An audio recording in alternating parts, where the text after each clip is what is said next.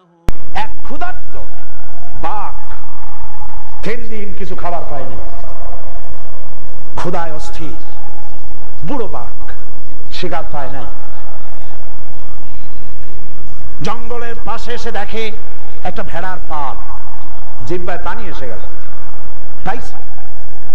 এর একটাকে ধরতে পারলে উদার পূর্তি করে খেতে পারবো। বাঘ এসে আরাম করে বসেছে, বাঘ যেভাবে শিকার করে পজিশন নিয়েছে, লেজ নাড়তেছে, কান দুটো খাড়া করেছে, চোখ দিয়ে এম ঠিক করে ফেলেছে।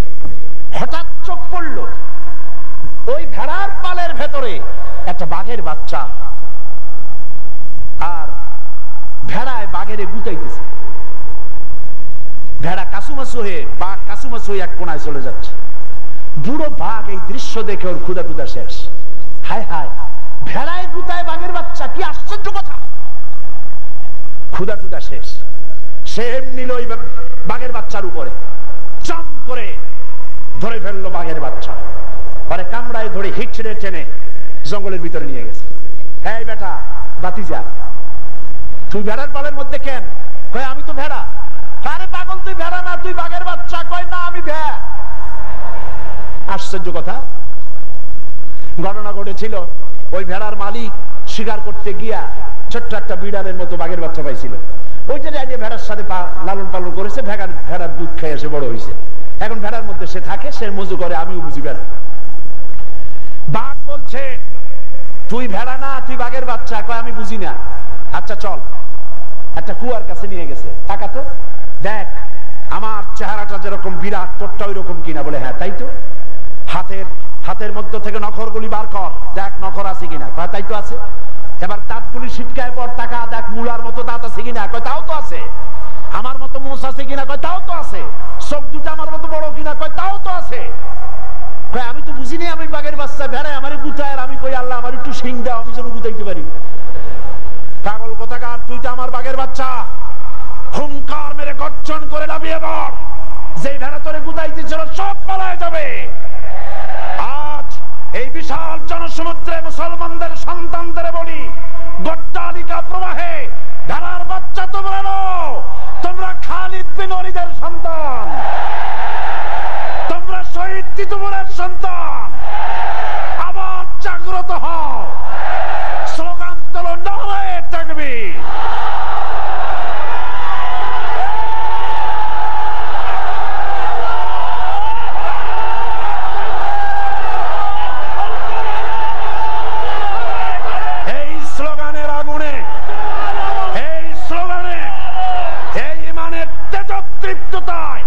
ভারতের গোলাম শেষ হয়ে যাবে, প্রতিষ্ঠিত হবে আল্লাহর গোলাম।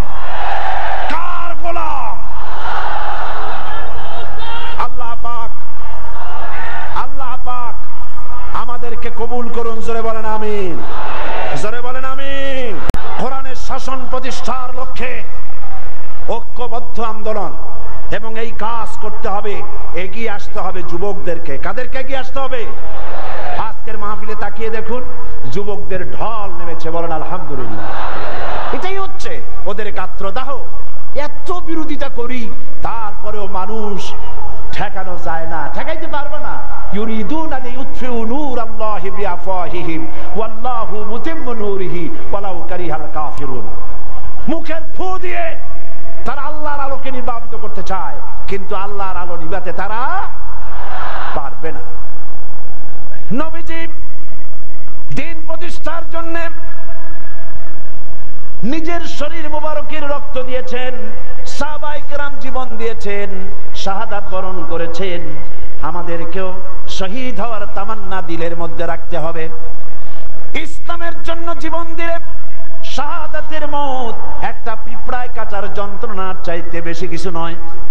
শাহাদাতের মওত আর আল্লাহর সঙ্গে দেখা করা, মাঝখানে হলো শাহাদাতের সেতু। মানুষ শহীদ হয়ে যায়, সঙ্গে সঙ্গে আল্লাহ রব্বুল আলামিনের সঙ্গে দিদার নসিব হয়ে যায়। শাহাদাতের তামান্না বুকের মধ্যে রাখতে হবে। আমার দেশ মুসলিম দেশ, এই দেশে বসন্ত উৎসব, বিশ্ব ভালোবাসা দিবস, বিশ্ব বেহায়া দিবস, বর্ষবরণ, মঙ্গল প্রদীপ জ্বালানো, আর মেয়েদেরকে বাসন্তী রঙের শাড়ি পরাইয়া তাদের মাথার চুল খুলে দিয়ে রাস্তায় রাস্তায় বেহায়ের মতো র্যালি করতে আমরা দেব না। এদেশ আর্যদের নয়, ব্রাহ্মণ্যবাদী আধিপত্যবাদী দেশের কোন গোলাম নয়। এদেশ শাহজালালের দেশ, সামদ্দুবের দেশ, সামানতের দেশ। এই দেশে আওলাদের রাসূল মাহমুদ মাদা আওলাদের রাসূল মাহমুদ মুস্তাফা আল মাদানির রক্ত পড়েছে। ৯৮ জন ছাত্রের রক্ত দিয়ে মাটি ধন্য হয়েছে। এই মাটিতে ইসলামের পতাকা উড়বে ইনশাআল্লাহ।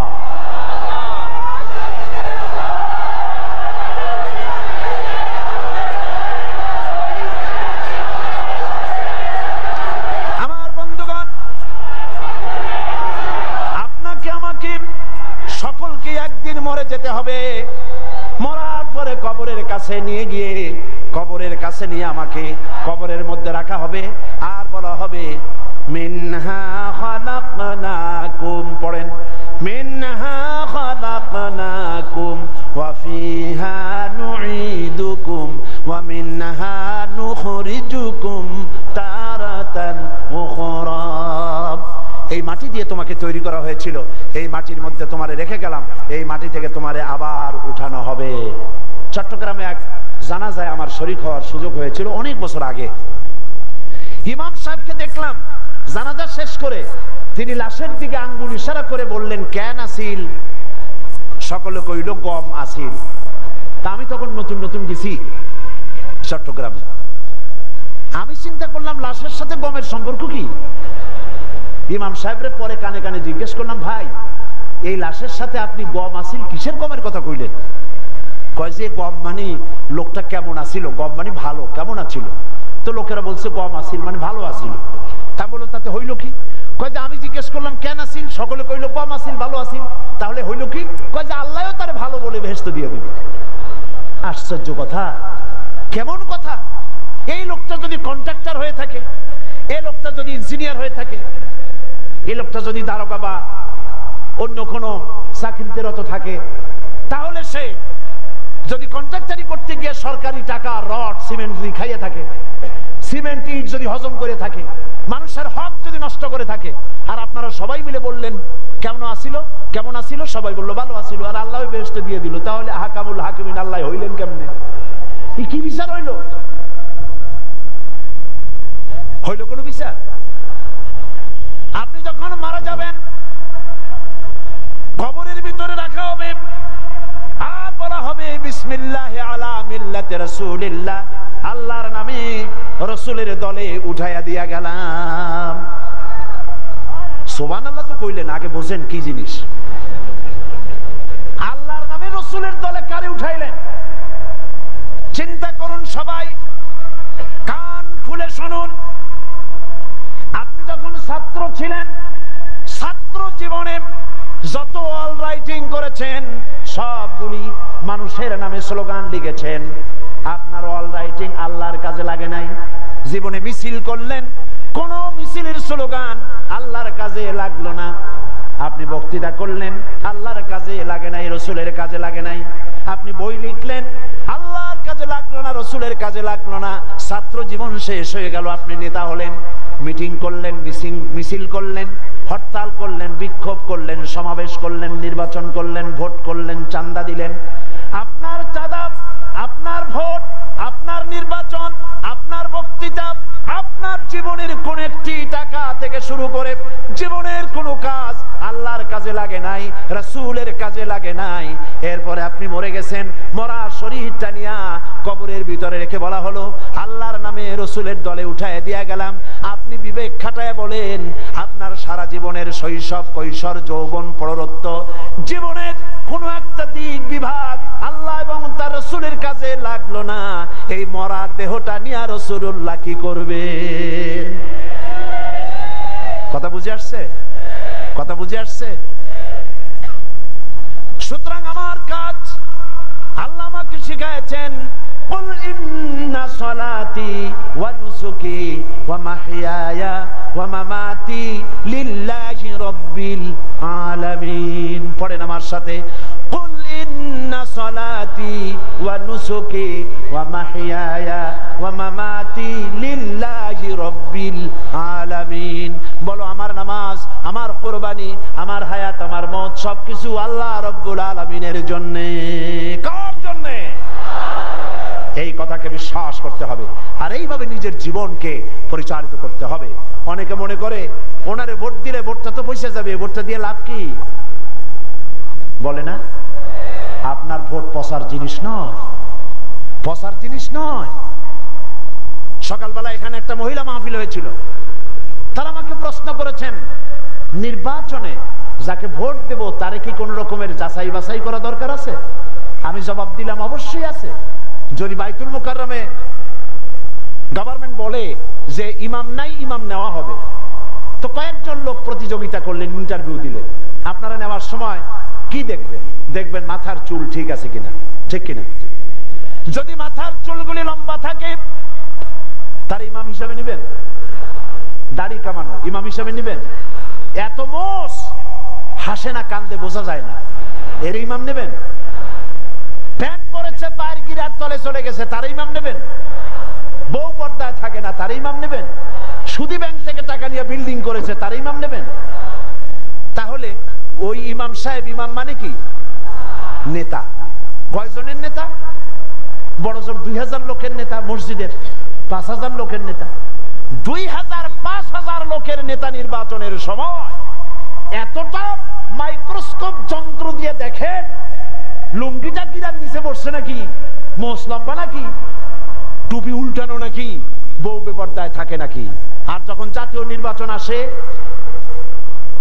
তখন এক একজন প্রতিনিধি 2.5 থেকে 3 লক্ষ লোকের নেতা, এমপি, তারে আপনি নেতা নির্বাচন করে দেখে নেবেন না লোকটা তার বউ পর্দায় থাকে কিনা, সে নামাজি কিনা, সে চরিত্রবান কিনা, সে মদ খায় কিনা, সে জেনা করে কিনা, দেখে নেবেন না?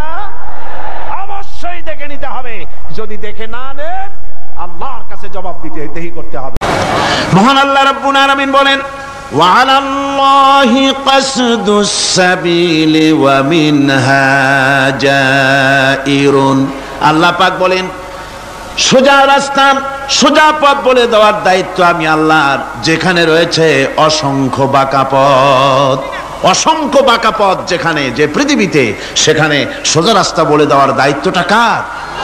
জোরে বলেন কার? আল্লাহ শুধু সৃষ্টি করেন না, সৃষ্টি করেন, শিক্ষা দেন, পথ বলে দেন, পথটাও বাকি রাখেন না, পথটাও তিনি বলে দিয়ে দেন। হযরতে মূসা আলাইহিস সালামের কাছে ফেরাউন প্রশ্ন করল, তুমি যে রবের দাবি করছো যে একজন রব আছেন, সে রবের পরিচয় কি? তোমার সেই রব কে? হযরতে মূসা আলাইহিস সালাম যে জবাবটা দিলেন, কি সুন্দর জবাব! এক কথার ভিতরে সমস্ত কথা সন্নিবেশিত হয়ে গেছে। ফেরাউনের প্রশ্নের জবাবে রব কে এ কথার জবাব দেওয়া যায়, হাজার হাজার পৃষ্ঠা লেখা যায়। রবকে, তার পরিচিতি। আমি যদি এখন শুধু রব শব্দের ব্যাখ্যা করি, তাফসীর করি, রাত শেষ হয়ে যেতে পারে, ইনশাআল্লাহ ব্যাখ্যা দেওয়া যাবে। কিন্তু মূসা আলাইহিস সালাম কি সুন্দর একটা জবাব দিয়া দিলেন। রবকে শোনো, রব্বুনাল্লাযী আ'তা কুল্লা শাইইন খালকাহু সুম্মা হাদা। রব হচ্ছেন সেই, আমার প্রভু হচ্ছেন তিনি, যিনি সমস্ত সৃষ্টিকে, সমস্ত মাখলুকাতকে যিনি সৃষ্টি করেছেন, আর সৃষ্টি করার পর তার চলার জন্য পথ তৈরি করে দিয়েছেন। তিনি হচ্ছেন আল্লাহ পাক, যিনি সৃষ্টি করেন আর পথের দিশা দেন। তিনি হচ্ছেন আল্লাহ পাক, তিনি হচ্ছেন রব। শুধু বানান না, বানাবার পরে তার প্রয়োজনটাও মিটায় দেন। আল্লাহ পাক সেই আল্লাহ বলছেন খালাকাল ইনসানা আল্লামাহুল বায়ান। তিনি মানুষ সৃষ্টি করেছেন। আমি সম্ভবত দ্বিতীয় দিনে আপনাদেরকে বলেছিলাম, মানুষ বানর থেকে আসে নাই, মানুষ ওরাং ওটাং থেকে আসে নাই, মানুষ শিম্পাজি থেকে আসে নাই, মানুষ বাঁদরের গোষ্ঠী নয়, মানুষ এসেছে মাটি থেকে, আদম থেকে। মানুষের পূর্বপুরুষ হচ্ছেন হযরতে আদম আলাইহিস সালাম। মানুষের পূর্বপুরুষ কে? আদম আলাইহিস সালাম। আর মানুষের পূর্বপুরুষ হচ্ছেন আদম আলাইহিস সালাম, আর তার উৎপত্তি হচ্ছে মাটি থেকে। মানুষ এসেছে আদম থেকে, আদম এসেছে মাটি থেকে। এখন আল্লাহ পাক বলছেন যে আমি হচ্ছি তোমার স্রষ্টা, আমি তোমাকে বানাইছি। কোরআনে কারীমের কথা এভাবে বলছে, কাইফা তাকফুরুনা বিল্লাহি ওয়া কুনতুম আমওয়াতান ফাহিয়াকুম সুম্মা ইউমীতুকুম সুম্মা ইউহয়ীকুম সুম্মা ইলাইহি তুরজাউন। হে মানুষ, তোমরা কিভাবে কুফরি করো, অস্বীকার করো, আল্লাহর সাথে নাফরমানি করো? কিভাবে করো? যে আল্লাহ তুমি ছিলে মৃত্যু, তোমাকে আল্লাহ পাক জিন্দা করেছেন, এই জিন্দা থেকে আবার মৃত্যু করবেন, আবার মৃত্যু থেকে তোমাদেরকে জিন্দা করবেন, আবার সেই আল্লাহর কাছে তোমাদেরকে ফিরে আসতে হবে। সুতরাং মানুষ জন্মের পূর্বে সব মৃত্যু ছিল, এ কথা তো আজ বিজ্ঞানসম্মত কথা, বৈজ্ঞানিক সত্য কথা। মানুষ জন্মের আগে মৃত্যু ছিল। কিভাবে? মানুষের উৎপত্তি কোত্থেকে এলো? কোরআনে কারীম তা পরিষ্কার করে বলছে, তোমাকে কিভাবে সৃষ্টি করেছে তুমি দেখো। সন্তান মায়ের জরায়ুতে আসার পূর্বে সে ছিল পিতার শুক্রকীট আর মায়ের ডিম্বাণু, অর্থাৎ স্পার্মটোজন এবং ওভাম, এই দুটি জিনিসের মধ্যে সে বিভক্ত ছিল। মায়ের বক্ষপিঞ্জর এবং পিতার পৃষ্ঠদেশ থেকে সবেগে নির্গত এক ফোঁটা পানি দিয়ে আমি আল্লাহ পাক তোমাকে সৃষ্টি করেছি। কোরআনে কারীম বলছে, হাল আতা আলাল ইনসানি হিনুম মিনাদ দাহরি লাম ইয়াকুন শাইআম মাযকুরা। মানুষের জীবনে কি এমন এক সময় এসেছিল না যখন সে উল্লেখযোগ্য বিষয় বস্তু হিসাবে পরিগণিত ছিল না? তোমার নাম ছিল না, পরিচয় ছিল না, কিছুই ছিল না, দুনিয়ার কেউ তোমাকে জানতো না, শুনতো না। আমি আল্লাহ পাক তোমাকে সৃষ্টি করেছি। তুমি কোত্থেকে এলে? কোরআনে কারীম থেকে তা জেনে নাও। আল্লাহ রাব্বুল আলামিন বলেন, ইন্না খালাকনাকুম মিন তুরাবিন সুম্মা মিন নুতফাতিন সুম্মা মিন আলাকাতিন সুম্মা মিন মুদগাম। আমি রব্বুল আলামিন তোমাকে সৃষ্টি করেছি, মাটির উপাদান দিয়ে তৈরি করলাম। মা বাপের, পুরুষের স্পার্মটোজন আর মহিলাদের ওভাম দুটোতে মিলে মায়ের গর্ভের ভিতরে নাপাক পানি ফোঁটাকে জমাট রক্তে পরিণত করে দিলাম। এই জমাট রক্তকে গোশত বানালাম, কচি কচি হাড় দিয়ে একটা বডি, একটা স্ট্রাকচার তৈরি করলাম। তারপরে ফাকাসাউনাল ইযামা লাহমা, গোশত দিয়ে, রক দিয়ে, চামড়া দিয়ে সুন্দর করে ছাউনি দিয়া মায়ের গর্ভের ভিতরে আমি আল্লাহ রব্বুল আলামিন তোমাকে বানাইছি।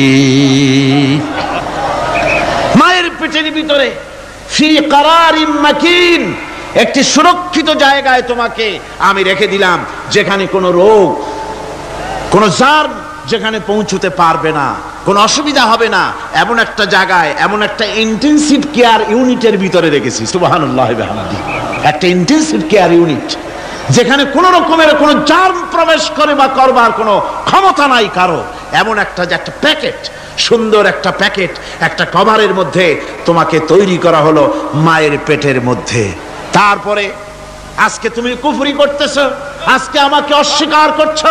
ওই গর্ভের ভেতরে আমি ইচ্ছে করলে রক্তের পিণ্ডের আকারে মায়ের গর্ভ থেকে আবর্ষণ করে দিতে পারতাম, দুনিয়ার মুখ দেখতে পারতে না। মায়ের পেটের ভেতর থেকে মরা সন্তান হিসাবে বের করে দিতে পারতাম, বিকলাঙ্গ করে বের করে দিতে পারতাম, পঙ্গু করে বের করতে পারতাম। পারতেন না? আল্লাহ রাব্বুল আলামিন বলেন, কেমনে বানালাম? খালাকাল ইনসান, মানুষ আমি সৃষ্টি করেছি মায়ের পেটের ভিতরে বসে। যখন ক্ষুধার উদ্রেক হলো, রুহু যখন এসে গেল, ক্ষুধা লাগলো, খাবারের প্রয়োজন হলো, আমি কেমনে খাওয়ালাম? দুনিয়ার কোনো মা বাপ, কোনো নেতা, কোনো ডাক্তার, কোনো চিকিৎসা বিজ্ঞানী মায়ের পেটের সন্তানের খাবার সরবরাহ করতে পারে না। আল্লাহ পাক বলেন, তুমি কি খাবে? ব্যবস্থা আমি করেছি। মায়ের মাসিক অসুখকে বন্ধ করে দিয়ে মায়ের নাভির সঙ্গে তোমার নাভির সাথে তার লাগাইয়া দিয়েছি, আর ওই তারের মাধ্যমে রক্ত বের করে দিয়া মায়ের রক্ত দিয়ে তিল তিল করে তোমারে বড় করেছি।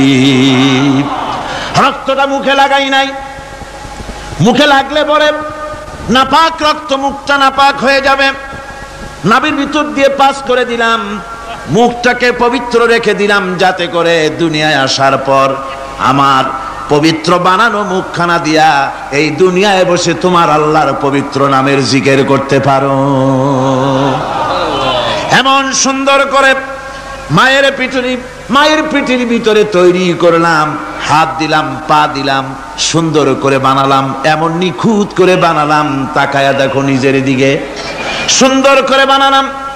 এরপরে কি করলাম, সুম্মা নুখরিজুকুম তিফলা, বাচ্চার আকারে মায়ের পেট থেকে আস্তে করে বের করে নিয়ে আসলাম। সুবহানাল্লাহি ওয়া বিহামদিহি, আস্তে করে মায়ের পেট থেকে নিয়ে এসেছি পৃথিবীর বুকে।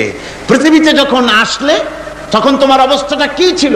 ক্ষুধার যন্ত্রণায় যদি মরেও যেতে, কান্দা ছাড়া ভাষা নাই। ভাষা আছে? কোন হুঁশ ছিল আমাদের? কোন জ্ঞান ছিল? আল্লাহ রাব্বুল আলামিন বলেন, আল্লাহু আখরাজাকুম মিন বুতুনি উম্মাহাতিকুম লা তা'লামুনা শাইআ, মায়ের গর্ভ থেকে এমন অবস্থায় বের করে এনেছি যখন তোমার কোনো হুঁশ নাই, জ্ঞান নাই, কথা বলতে পারো না, পায়খানার ভিতরে পড়ে থাকো, ট্যাটা করে কান্দা ছাড়া পথ নাই, পানির পিপাসায় গলা শুকায় যায়, কান্দা ছাড়া পথ নাই, মনের তোমার মুখের কোনো ভাষা নাই কান্না ছাড়া। আমি তোমার এমন আল্লাহ, আমি তোমার এমন স্রষ্টা, আমি তোমার এমন রব, তোমার ভাষা নাই বলে মায়ের কলিজার ভেতরে আমি তোমার প্রতি এক দুর্বিনীত মহব্বত পয়দা করে দিয়েছি। তোমার কান্না তোমার মায়ের বুকের মধ্যে শেল বিঁধে যায়। তুমি যখন কাঁদো, কান্নার আওয়াজ যখন মায়ের কানে চলে যায়, হাজারো কাজ ফেলে মা দৌড়াইয়া বাচ্চারে কোলে নেয়। কি খাবে কেউ তৈরি করে না। আল্লাহ রাব্বুল আলামিন বলে, বান্দারে দুনিয়ায় আসার আগে তুমি কি খাবে, খাবারের বন্দোবস্ত আমি আল্লাহ করেছি, আমি এমন স্রষ্টা। তুমি দুনিয়া আসার 6 মাস আগে তোমার মায়ের বুকের ওপরে তোমার খাদ্য গরম করে আমি আল্লাহ রিজার্ভ করে রেখে দিয়েছি।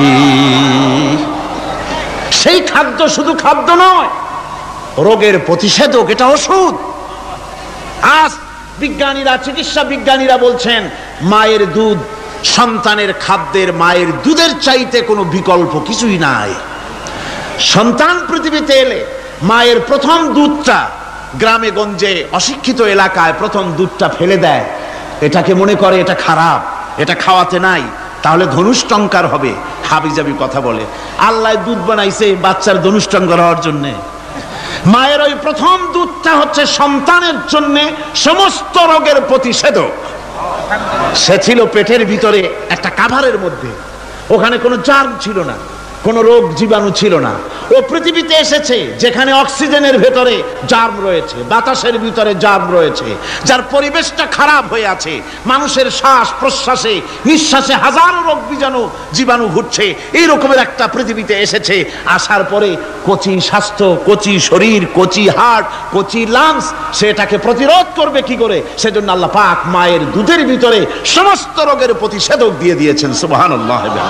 আজকের বিজ্ঞানীরা তা স্বীকার করেছেন। অনেক মা তার সন্তানকে দুধ দেন না, নিজের শরীর স্বাস্থ্য ভালো রাখার চিন্তা করে বাচ্চাকে দুধ খাওয়ান না। এটা অত্যন্ত নির্মম কাজ। বাচ্চাকে দুধ খাওয়ালে বাচ্চার সাথে মায়ের মহব্বত বাড়ে। ইউরোপে, আমেরিকায় মাকে মা বলে ডাকে না, বাপকে শ্রদ্ধা করে না, সম্মান করে না। তার কারণ সেখানে মায়েরা তার সন্তানদেরকে কোলে নেয় না, সন্তানদেরকে ফিডার খাওয়ায়।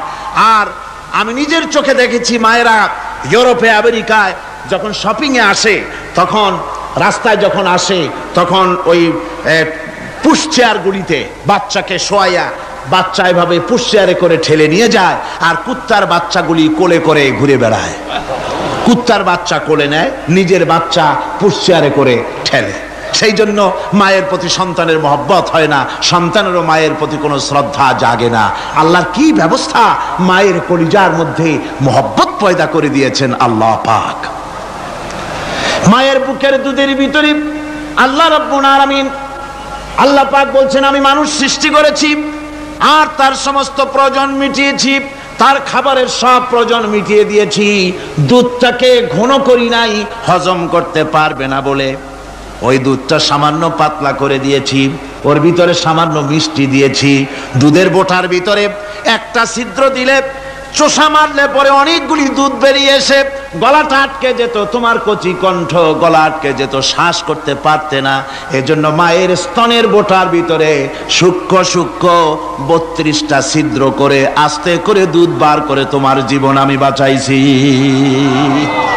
খলাকাল ইনসান, মানুষ সৃষ্টি করেছি আমি আল্লাহ পাক। সুতরাং যে আল্লাহ পাক এ মানুষ সৃষ্টি করলেন আর মায়ের কলিজার ভিতরে মোহব্বত পয়দা করে দিলেন, সে আল্লাহ পাক বলছেন খবরদার ওই মাকেও যেন আবার ভুলে যেও না। মাকে সম্মান করে করো, মা বাপকে মোহব্বত করো, তাদেরকে শ্রদ্ধা করো। বউ পাইয়া সুন্দরী স্ত্রী পেয়ে মায়ের কথা ভুলে যেও না। অনেক সাহেব আছে মায়ের কথা ভুলে যায়, স্ত্রীর কথা অনুযায়ী মায়ের উপর অত্যাচার করে, এরকমও বহুত আছে। আল্লাহ পাক বলছেন শোনো, وَقَضَى رَبُّكَ أَلَّا تَعْبُدُوا إِلَّا إِيَّاهُ وَبِالْوَالِدَيْنِ إِحْسَانًا। তোমার প্রভুর পক্ষ থেকে ফয়সালা হয়েছে, চূড়ান্ত সিদ্ধান্ত হয়ে গিয়েছে, আমি আল্লাহর ইবাদতের পর তোমার মা বাপের ইহসান করবে, খেদমত করবে, তাদের জন্য উপকার করবে, তাদেরকে ভালোবাসবে। আল্লাহ রাব্বুল আলামিন বলেন মা বাবার সঙ্গে কেমনে কথা বলবে, তাদের সাথে কিভাবে আচরণ করবে, আল্লাহ তাও শিখিয়ে দিয়েছেন। আল্লাহ পাক বলেন ওয়ালা তাকুল লাহুমা ওয়াকুল লাহুমা কাওলান কারীমা। মা বাবার সাথে সম্মানজনক কথা বলো। ওয়াকুল লাহুমা কাওলান কারীমা, সম্মানজনক কথা বলো। মাথায় ঝাঁকি দিয়ে রাগ করে চোখ মোটা করে কথা বলো না। তুমি সন্তান, তোমার জন্য সবচাইতে বড় পীর তোমার আব্বা তোমার আম্মা, ঠিক কিনা কর? ছেলের জন্য, মেয়ের জন্য, সন্তানের জন্য সবচাইতে বড় পীর কে? বাপ মা। এটা ভালো করে মনে রাখতে হবে। আপনার মৌলানা সাহেবদের দোয়া, পীর সাহেবদের দোয়া কবুল হতেও পারে, নাও হতে পারে, 50-50 সম্ভাবনাও আছে, আবার সম্ভাবনা নাই। কিন্তু মা বাবার দোয়া কবুল হবে 100% সিউরিটি রয়েছে। রাসূলুল্লাহ বলেছেন 3 জনের দোয়া কবুল হবে, মুস্তাজাবুদ দাওয়াত। কয়জনের দোয়া কবুল হবে? আল্লাহ রাব্বুল আলামিনের হাবিব বলেন 3 জনের দোয়া কবুল হবে আল্লাহর দরবারে।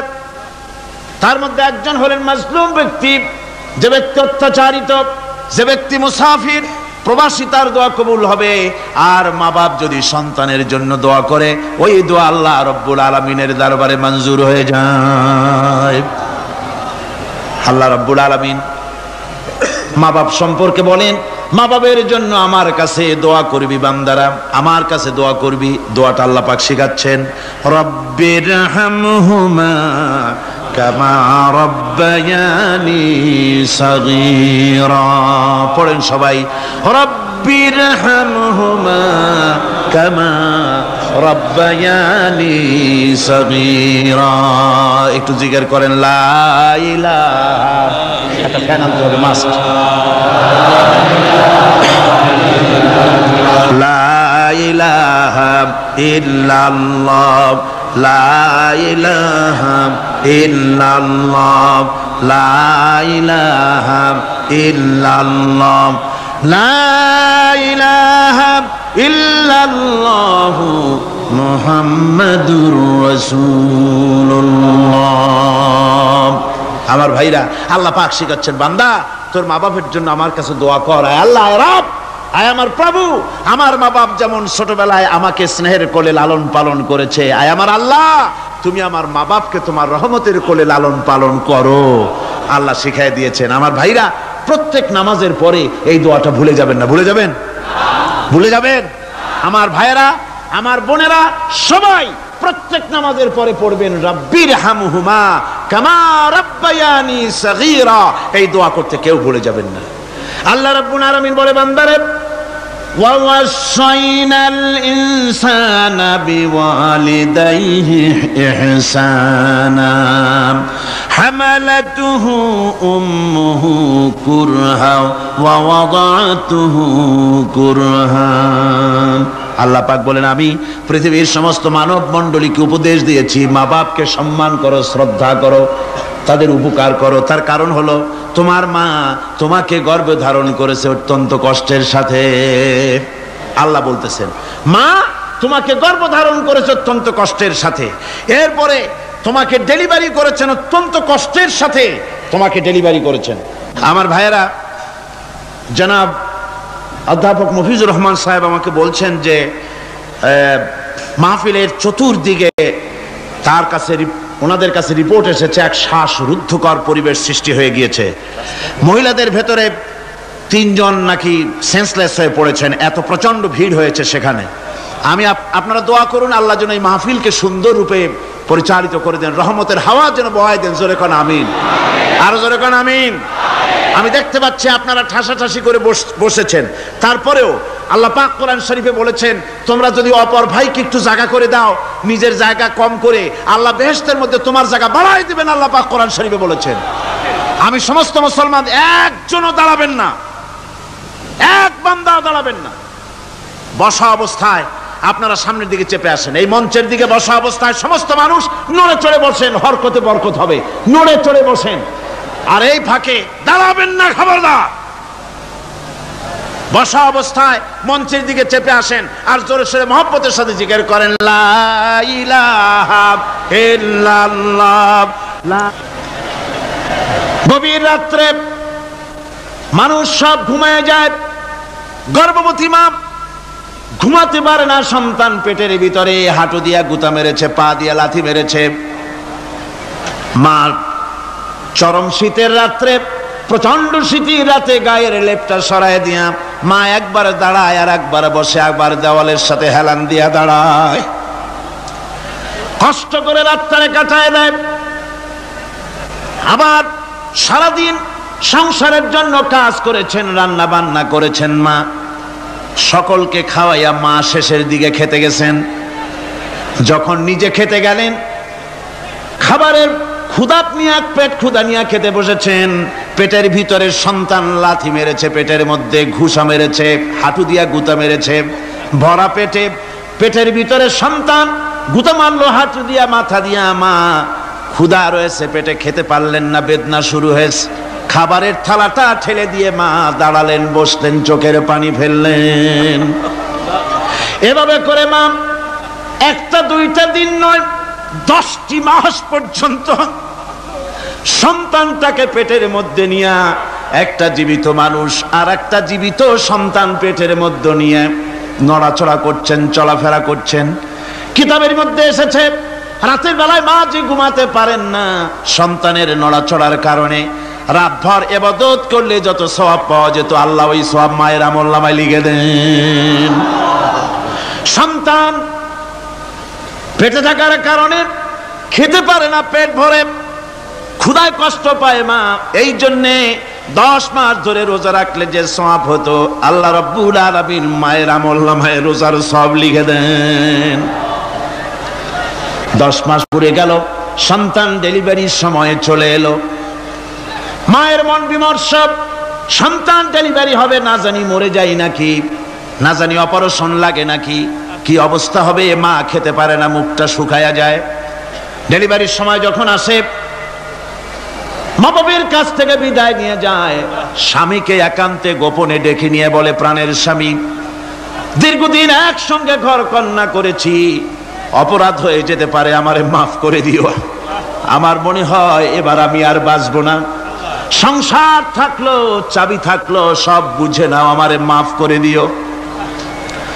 মা চলে গেল সতিকা গৃহে, ক্লিনিকে চলে গেল, অপারেশন থিয়েটারে চলে গেল অথবা ডেলিভারির জায়গায় চলে গেল, ডেলিভারি পেইন শুরু হয়ে গেল, বেদনা শুরু হয়ে গেল।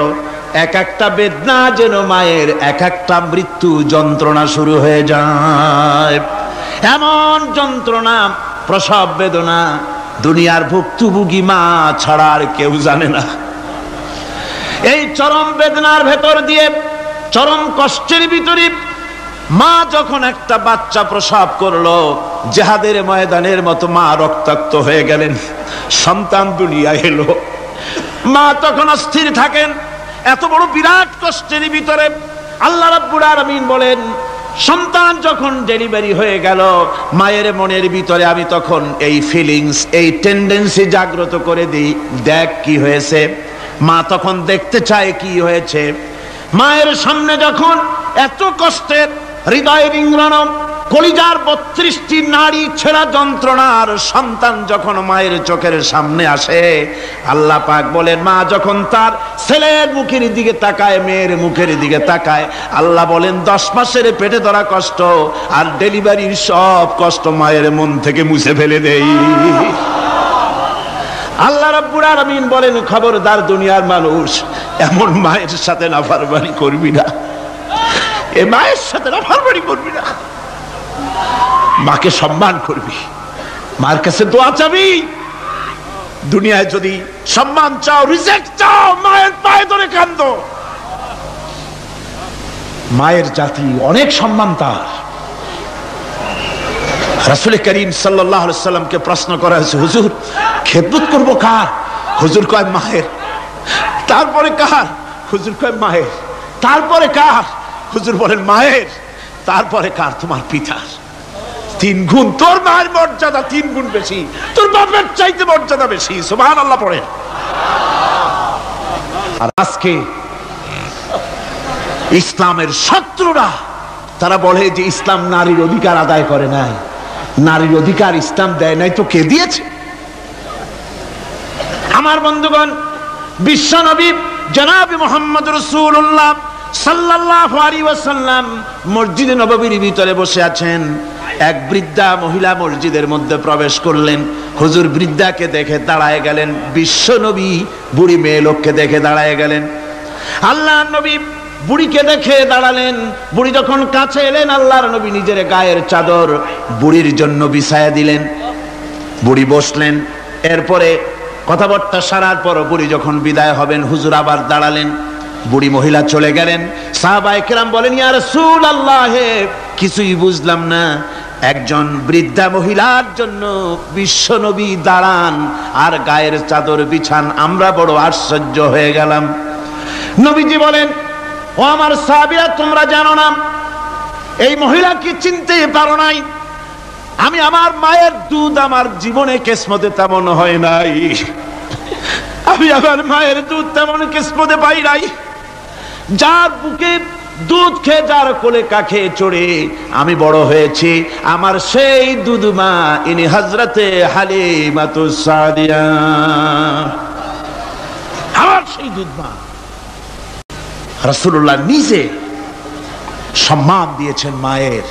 খবরদার মাকে অসম্মান করবেন না, মাকে সম্মান করবেন, মাকে শ্রদ্ধা করবেন। আমার বন্ধুগণ, আলেম ওলামা পীর বুজুর্গদের জন্য হাদিয়া তো দেন আপনারা, কোনো নিষেধ নাই, দেন। হাদিয়া দেওয়াও সুন্নত, নেওয়াও সুন্নত, দিবেন, আমি কোনো নিষেধ করি না। কিন্তু আমি বলতে চাই, পীর বুজুর্গদের কাছে, আলেম ওলামাদের কাছে হাদিয়া দিয়া আল্লাহরে যত না খুশি করতে পারবেন, এই ডালিম বেদানার মৌসুমে বেদানা একটা ভেঙে নিজ হাতে যদি মায়ের মুখে তুলে দেন, আল্লাহর আরশ খুশি হয়ে যাবে, আল্লাহর আরশ আজিম খুশি হয়ে যাবে, আল্লাহ পাক খুশি হয়ে যাবেন। মায়ের খাওয়াও, বাপকে খাওয়াও, তোমার সবচেয়ে বড় পীর তিনি। সুবহানাল্লাহ পড়ে, সুবহানাল্লাহ। মা বাপ যদি একটু দোয়া করে দেয়, তোমার জিন্দেগির কাম শেষ। একটু বদদোয়া করলে জাহান্নামে যাবা। কোন পীর সাহেব বদদোয়া করলে জাহান্নামে যাবে এমন কথা নয়। কোন মাওলানা বদদোয়া করলে দোজখে যাবে এমন কথা নয়। রাসূল বলেছেন, হুমা জান্নাতুকা ওয়া নারুকা। মা বাপ তোমার বেহেশত, মা বাপ তোমার জাহান্নাম। মা বাপ যদি অসন্তুষ্ট হয়, দোজখে যাবি। আর মা বাপ যদি খুশি, আল্লাহর জান্নাতে চলে যাবি। সুবহানাল্লাহ, সুবহানাল্লাহ, সুবহানাল্লাহ। মায়ের পায়ের তলে তোর বেহেশত। আমরা পুরুষ, আমাদের গত বছরও বলেছি, আমরা পুরুষ, আমাদের পায়ের তলে জুতা। আমাদের পায়ের তলে কি? শুধু জুতা। আর আমার মা, আমার মায়ের জাতি যারা এই প্যান্ডেলে বসে আছেন, আমার মায়েরা বোনেরা, মায়ের জাতি যারা পৃথিবীতে, মায়ের জাতির পায়ের তলে আল্লাহর বেহেশত। সুবহানাল্লাহ। নারীর মর্যাদা ইসলাম দেয় নাই, কে দিয়েছে? আল্লাহ দিয়েছেন, আল্লাহ রাসূল দিয়েছেন। আমার বন্ধুগণ, হযরত বাইজিদ বুস্তামি, ছোট্ট বাচ্চা ছেলে, গভীর রাত্রে মা অসুস্থ, পানির পিপাসায় জেগে উঠেছেন। বাবারে, পিপাসায় শেষ হয়ে গেলাম, পানি দাও। ছেলে ঘরের ভিতরে পানি না পেয়ে বাইরে দৌড়াদৌড়ি করলেন। অনেক দূর থেকে পানি নিয়ে এসে দেখেন মা ঘুমায় গেছেন। পানি নিয়ে দাঁড়ানো, পৌষ মাস, মাঘ মাসের শীতের রাত, ফজরের সময় মায়ের ঘুম ভেঙে গেল। তাকিয়ে দেখেন বাইজিদ দাঁড়ানো, হাতে পানি থরথর করে কাঁপছে। জিজ্ঞাসা করে, বাইজিদ তুমি দাঁড়ানো কেন? ছোট্ট বাচ্চা বলে, মা পানি চেয়েছিলে তুমি গভীর রাত্রে, পানি ঘরে ছিল না, অনেক দূর থেকে আনতে হয়েছে। মা বলছে, ঘুমাও নাই কেন গ্লাস থুইয়া? বাচ্চা বলে, ঘুমাই নাই। তুমি যদি আবার পানি চাও, সময় মতো যদি দিতে না পারি, মা তোমার কষ্ট হবে। এই জন্য ফজর পর্যন্ত আমি দাঁড়ায় আছি, কখন তুমি পানি চাও। মা হাতের থেকে পানি নিয়ে পান করলেন। বাইজিদকে বিছানার উপরে আরাম করে কম্বল দিয়ে ঘুম পড়াইয়া দিলেন। হযরত বাইজিদের মা উযু করে ফজরের নামাজ পড়ে সিজদায় চলে গেলেন। চিৎকার মেরে কেঁদে বলেন, আমার রব, আমার আল্লাহ, আমি আমার বাইজিদের মা, আমি মা হয়ে বাইজিদের জন্য দোয়া করি। বাইজিদ আমার জন্য আজকে যা করেছে, আমি মা, আমার কলিজা ঠান্ডা হয়ে গেছে। আয় আল্লাহ, আমি বাইজিদের জন্য দোয়া করি, তুমি তাকে সুলতানুল আরিফিন বানাইয়া দিও। মঞ্জুর হয়ে গেল আল্লাহ পাকের কাছে দোয়া। আমার ভাইরা, আল্লাহ পাক বলছেন, খবরদার, আমার ইবাদতের পরে মা বাপ, আল্লাহর ইবাদতের পরে কারা? মা বাপ। মা বাপকে সম্মান করো, শ্রদ্ধা করো, মোহাব্বত করো, কিসমত খুলে যাবে, কিসমত খুলে যাবে। মা বাপকে সম্মান করো। হযরত আবু হুরায়রা রাদিয়াল্লাহু তাআলা আনহু রাসূলের সামনে এসে কাঁদতেছেন। হুজুর বলছেন, আবু হুরায়রা কাঁদো কেন? কাঁদো কেন? রাতের বেলা কাঁদো কেন? হযরত আবু হুরায়রা বলছেন, হুজুর আমাকে মা মেরেছেন। হুজুর বলছেন, মা মারলো কেন? কোন অপরাধ করেছো?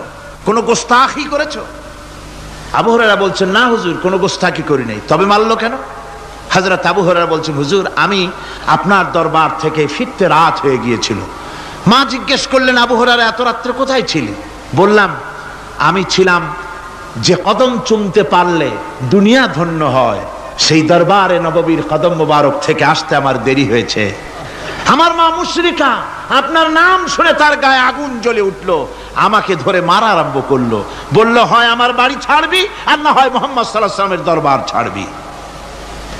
আমি বললাম, আমার মা, তুমি বুড়ি মানুষ, তোমার গায়ে যত শক্তি আছে সমস্ত শক্তি দিয়ে আমারে পিটাও, আমারে মারো। মারতে মারতে আমাকে বাড়ি থেকে তুমি বের করে দাও। তোমার বাড়ি শুদ্ধ, তাম দুনিয়া ছেড়ে দিতে পারি, আল্লাহর নবীর কদম মোবারক ছেড়ে দিতে পারি না। হুজুর, আমার মা আমাকে গলা ধাক্কা দিয়ে বের করে দিয়েছেন। হুজুর বলছেন, আবু হুরায়রা, তোমার মা তোমাকে মেরেছে, তুমি আমার কাছে নালিশ করছো? আমার তো এখানে ইন্টারফেয়ার করার কিছুই নেই। সুবহানাল্লাহ, সুবহানাল্লাহ। মা তোমাকে মেরেছে, এখানে আমার করার কিচ্ছু নাই। বিশ্ব নবী বলছেন, এত বড় পাওয়ারফুল নবী, লেজিসলেটিভ পাওয়ার, সারে আল্লাহ তাকে বানিয়েছেন শরীয়ত প্রণেতা। কোরআন শরীফ, কোরআন শরীফে শুধু হালাল ও হারামের, হালাল এবং হারামের, বৈধ এবং অবৈধের সীমারেখা শুধু কোরআনই ঠিক করেন, রাসূলের জন্য আল্লাহ ছেড়ে দিয়েছেন। আল্লাহ রাসূলও হারাম, হালাল এবং হারামের বৈধতা অবৈধতার সীমারেখা নির্ধারণ করেছেন। এত বড় ক্ষমতা তার, এত বড় পাওয়ারফুল বিশ্বনবী। তিনি বলছেন মা মেরেছে, আমার করার কিছু নাই। চিন্তা করেন কত বড় কথা, এ কথার লোড কত। হযরত আবু হুরায়রা বলেন, ইয়া রাসূলুল্লাহ,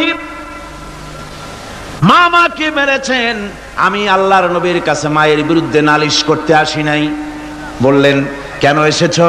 হযরত আবু হুরায়রা বলেন, হুজুর এসেছি একটা কারণে। আমি জানি আল্লাহ নবী যদি আল্লাহর দরবারে হাত উঠায়া কোনো জিনিস বলে, আল্লাহ রাব্বুল আলামিন সঙ্গে সঙ্গে মঞ্জুর করে নেন। হুজুর আমি এসেছি, মেহেরবানি করে দোয়া করুন আমার মাকে যেন আল্লাহ হেদায়েত নসিব করে দেন। আল্লাহ নবী হাত উঁচু করে বললেন, আল্লাহুম্মা হিদি উম্মা আবি হুরায়রা, আয় আল্লাহ আমি দোয়া করি আবু হুরায়রার মাকে তুমি হেদায়েত নসিব করে দাও। রাসূলুল্লাহ দোয়া করছেন আর আবু হুরায়রা সমানে দৌড়াচ্ছেন। তিনি দৌড়াচ্ছেন, পিছন থেকে কয়েকজনে আবু হুরায়রার জামা টেনে ধরেছে, দৌড়ক। তাদের জানা আবু হুরায়রা খুব ভদ্রলোক মানুষ, কোনো ঝড় ঝামেলার মধ্যে থাকে না, রাগ শাক করে না, চিৎকার মারে না, দৌড় মারে না, এত ভদ্র শরীর, দৌড়ায় কেন? না জানি কোন বিপদ বুঝি ঘটে গেছে। পিছন থেকে জামা টেনে ধরে বলে, দৌড়াও কেন? হযরত আবু হুরায়রা জামা সাহাবীর হাত থেকে ছিনায় নিয়ে বলেন, জামা ছেড়ে দাও, আমাকে দৌড়াতে দাও। আমি দৌড়াইয়া বাড়ি যে দেখতে চাই, আমি দৌড়াইয়া আগে আমার বাড়ি পৌঁছতে পারলাম না, আমি যাওয়ার আগে আমার আল্লাহর নবীর দোয়া আমার বাড়ি পৌঁছে গেছে, আমি এইটা দেখতে চাই। হযরত আবু হুরায়রা বাড়িতে গিয়ে দরজা নক করলেন, ভেতর থেকে আওয়াজ এলো, কে? হযরত আবু হুরায়রা বলেন, মা আমি তোমার আবু হুরায়রা ফিরে এসেছি। মা বলছেন, বাবা অপেক্ষা করো, দরজা খুলতেছি।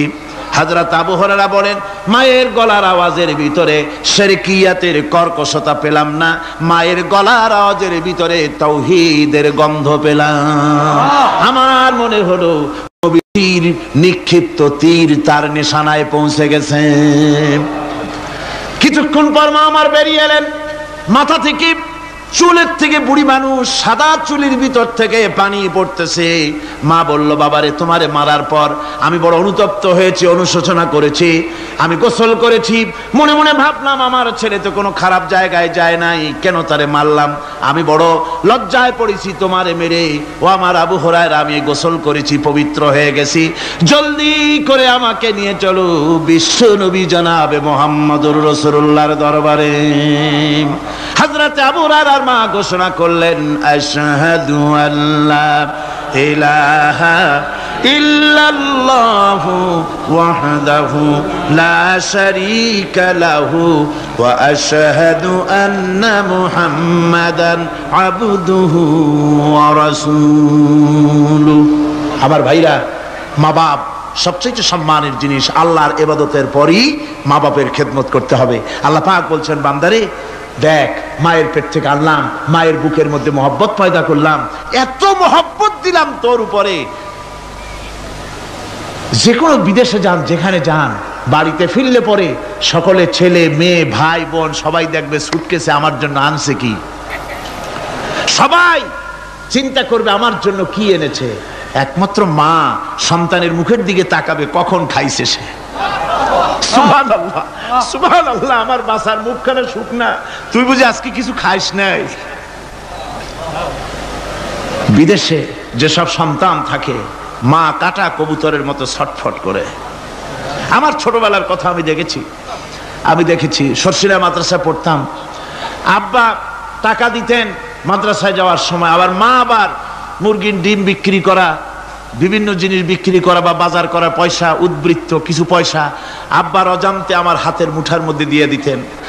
যখন মাদ্রাসার দিকে রওনা হয়েছি, পর্দার আড়াল থেকে দরজা থেকে দেখতাম, যতক্ষণ তাকায় দেখতেছি চোখ থেকে পানি দরদর করে পড়তেছে।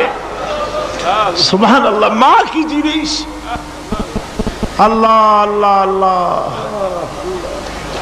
বিদেশে যদি কারো সন্তান মারা যায়,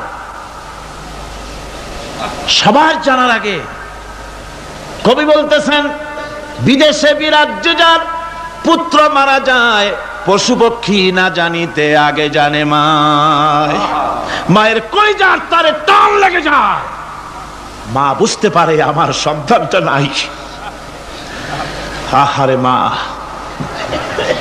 আমার বন্ধুগণ, মা যার বেঁচে আছে বেয়াদবি করেছেন, পাও ধরে মাপ নিয়ে নেবেন, পাও ধরে মাপ নিয়ে নেবেন। মা তো পাও ধরে দেখবেন মাফ করে দিবে। সুবহানাল্লাহ, সুবহানাল্লাহ, কত দরদ তার বুকের মধ্যে। আর মা বাপকে সম্মান করবেন। যাক, এই বিষয়ের উপরে আমি আর যেতে চাই না। শুধু আমি আপনাদের বললাম, এই বিশাল জনতাকে বললাম, সবচাইতে বড় পীর আপনার জন্য আপনার মা বাপ। সবচাইতে বড় পীর কে? মা বাপ। সন্তুষ্ট করেন, রুজিতে অভাব ঘটবে না, কোন মাজারে গিয়ে সেজদা দেওয়া লাগবে না, আল্লাহর কসম, মাজারে যাই চাওয়া লাগবে না। মা বাপকে খেদমত করেন, মা বাপকে খুশি করেন, মা বাপকে খাওয়ান, হাদিয়া দেন, মা বাপ খুশি, রুজিতে বরকত হবে, ব্যবসায় বরকত হবে, ঋণগ্রস্ত থাকবেন না, সম্মান আল্লাহ বাড়ায় দিবেন। সুবহানাল্লাহ বিহামদি, রাসূলুল্লাহর হাদিস। এই জন্য আমি অনুরোধ করব, মা বাপকে সম্মান করবেন। আল্লাহ পাক বলছেন, খালাকাল ইনসানা আল্লামাহুল বায়ান। আমি মানুষকে সৃষ্টি করেছি। কেমনে সৃষ্টি করলাম তা তো এতক্ষণ বললাম। এইভাবে করে মানুষ সৃষ্টি করেছি। দেখো, তোমার নিজের দিকে তাকাও। ফালয়ানজুরিল ইনসানু মিম্মা খুলিক। কিভাবে মানুষ তোমাকে সৃষ্টি করা হলো, একবার তাকায় দেখো, তোমার শরীরের দিকে একটু তাকায় দেখো তো, কেমনে আমি বানাইলাম, কিভাবে তৈরি করলাম, লক্ষ্য করো। এই যে মাথা, এই মাথাটার ভিতরে আছে কি? মগজ, ব্রেইন। বিজ্ঞানীরা বলেছেন এতে 1000 মিলিয়ন নার্ভ সেলস আছে এর মধ্যে। 1000 মিলিয়ন নার্ভ সেল। সেল হচ্ছে CELL, সেল। সেল মানে কোষ। এই 1000 অনুভূতি কোষ, 1000 মিলিয়ন অনুভূতি কোষ রয়েছে মাথার ভেতরে। মস্তিষ্কের এসব কোষগুলি, এসব সেলগুলি, তার মধ্যে আবার আছে নার্ভ ফাইবার, অর্থাৎ সূক্ষ্ম নার্ভ সুতা, সমগ্র শরীরের মধ্যে তা ছড়িয়ে দেওয়া আছে। এই সূক্ষ্ম সুতার মাধ্যমে ঘন্টায় 70 মাইল বেগে শরীরের প্রত্যেকটা অঙ্গ প্রত্যঙ্গের খবর মস্তিষ্কের মধ্যে চলে যায়। সুবহানাল্লাহ বিহামদিহি। আপনার পায়ে যদি কাটা ফোটে, শরীরে যদি ব্যথা লাগে, ঘন্টায় 70 মাইল বেগে সূক্ষ্ম যে তারগুলি আল্লাহ দিয়েছেন, ওই তারের মাধ্যমে আপনার মাথায় চলে যায়। মস্তিষ্কে গেলে পরে তড়িৎ গতিতে সিদ্ধান্ত হয় কাটা তুলতে হবে, অথবা একটা সাপ দেখেছেন, সাপ প্রথম চোখ দিয়ে দেখলেন, চোখ, এই চোখের ভিতরে আপনার 130 মিলিয়ন লাইট রিসেপ্টর আছে, অর্থাৎ বিভিন্ন দৃশ্যকে, ছবিকে ক্যাচ করার মতো 130 মিলিয়ন লাইট রিসেপ্টর গ্রহণযোগ্য মেশিন রয়েছে চোখের ভিতরে। চোখ দিয়ে সাপ দেখলেন, চোখের ভিতরে রয়েছে আবার অসংখ্য তার। এই অসংখ্য তার ব্রেনের সঙ্গে জুড়ে দেওয়া আছে। চোখ সাপ দেখলো, 70 মাইল বেগে প্রতি ঘন্টায় এই খবর তড়িৎ প্রবাহের মতো মস্তিষ্কের ভেতরে চলে গিয়েছে। মস্তিষ্ক সঙ্গে সঙ্গে ডিসিশন দিচ্ছে, দৌড় মারো, অথবা লাঠি হাতে নাও, অথবা যে কোনো একটা পজিশন তাকে সাথে সাথে সিদ্ধান্ত দিয়ে দিচ্ছে। জোরে বলেন সুবহানাল্লাহ। এই অনুভূতি শক্তি যদি আল্লাহ পাক না দিতেন মানুষের শরীরে, পায়ের মধ্যে পাথর ঢুকলে, কাটা তো কাটা, পাথর ঢুকলেও টের পাইতাম না। আল্লাহ পাক এই ব্যবস্থা করে দিয়েছেন মস্তিষ্কের মধ্যে এতগুলি সেল, প্রত্যেকটা সেলের আলাদা আলাদা কাজ। সুখ, দুঃখ, ভালোবাসা, মোহাব্বত, আনন্দ, স্বাদ ইত্যাদি জিনিসের অনুভূতি মস্তিষ্কের ভেতর থেকেই হয়। এখানে সেগুলি রেখে দেওয়া হয়েছে। তারপরে রয়েছে এই মস্তিষ্কের ভেতরে মেমোরি, স্মৃতি শক্তি। দেখুন, এই যে টেপ রেকর্ডারে ওয়াজগুলি রেকর্ড হচ্ছে, তাফসীর রেকর্ড হচ্ছে। কিছুদিন পর ওই রেকর্ডের উপরে আরেকটা কথা যদি উঠান, তাহলে প্রথম কথা থাকবে? প্রথম গান বা ওয়াজ থাকবে? নষ্ট হয়ে যাবে। কিন্তু আল্লাহ রাব্বুল আলামিন আপনার আমার মাথার ভিতরে এমন এক ফিতা দিয়ে দিয়েছেন, এমন একটা মেমোরি ফিতা দিয়েছেন, যেই ফিতার ভিতরে হাজার হাজার, লক্ষ লক্ষ, কোটি কোটি সমস্ত কথাগুলি ধরবে, আপনি মুখস্থ করতে পারবেন। আগে যা মুখস্থ করেছেন, পরে মুখস্থ করলে পরে আগেরটা মুছে যাবে না।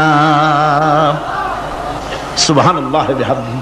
কি সুন্দর করে মস্তিষ্কের ভেতরে এই মেমোরি শক্তিকে আল্লাহ পাক তৈরি করে দিয়েছেন। চিন্তা করলে মাথা নত হয়ে যাবে আল্লাহর দরবারে। আল্লাহ পাক বলছেন এই জিনিস আমি তোমার মাথার মধ্যে রেখেছি। দেখুন মানুষ কত কথা বলে, কত বই পড়ে, মানুষের মাথায় যত কথা আছে সব কথা যদি লিপিবদ্ধ হয় ভলিউম হয়ে যাবে, যা একটা লাইব্রেরিতে ধরা সম্ভব নয়। অর্থাৎ আপনার মাথাটা হচ্ছে একটা বিশ্বকোষ, আপনার মাথাটা হচ্ছে একটা বিরাট বিশ্বজোড়া লাইব্রেরি। জোরে কোন সুবহানাল্লাহ। আপনার মাথায় যা আছে তা আপনার কোনো বিল্ডিং এর মধ্যে ধরবে না, কোনো গ্রামে কোনো দেশের মধ্যে তা ধরবে না, এত জিনিস আপনার মাথার মধ্যে আছে, ঠিক কিনা? এরপরে আল্লাহ পাক একটা চোখ আমাদের দিলেন। আল্লাহ রাব্বুল আলামিন বলেন আলাম নাজআল লাহু আইনাইনি ওয়া লিসানান ওয়া শাফাতাইন ওয়া হাদাইনাহুন নাজদাইন। আমি কি তোমাদেরকে দুটি চক্ষু আর জিহ্বা আর আমি কি তোমাদের দুটি চক্ষু, দুটি ঠোঁট আর জিহ্বা কি আমি তোমাদের দেই নাই, যা দিয়া তোমরা দেখতে পাও, যা দিয়া তোমরা অনুভূতি, মাথার ভিতরে অনুভূতি জাগে। এই যে দুটো চোখ দিলাম, সুবহানাল্লাহ সুবহানাল্লাহ বলেন।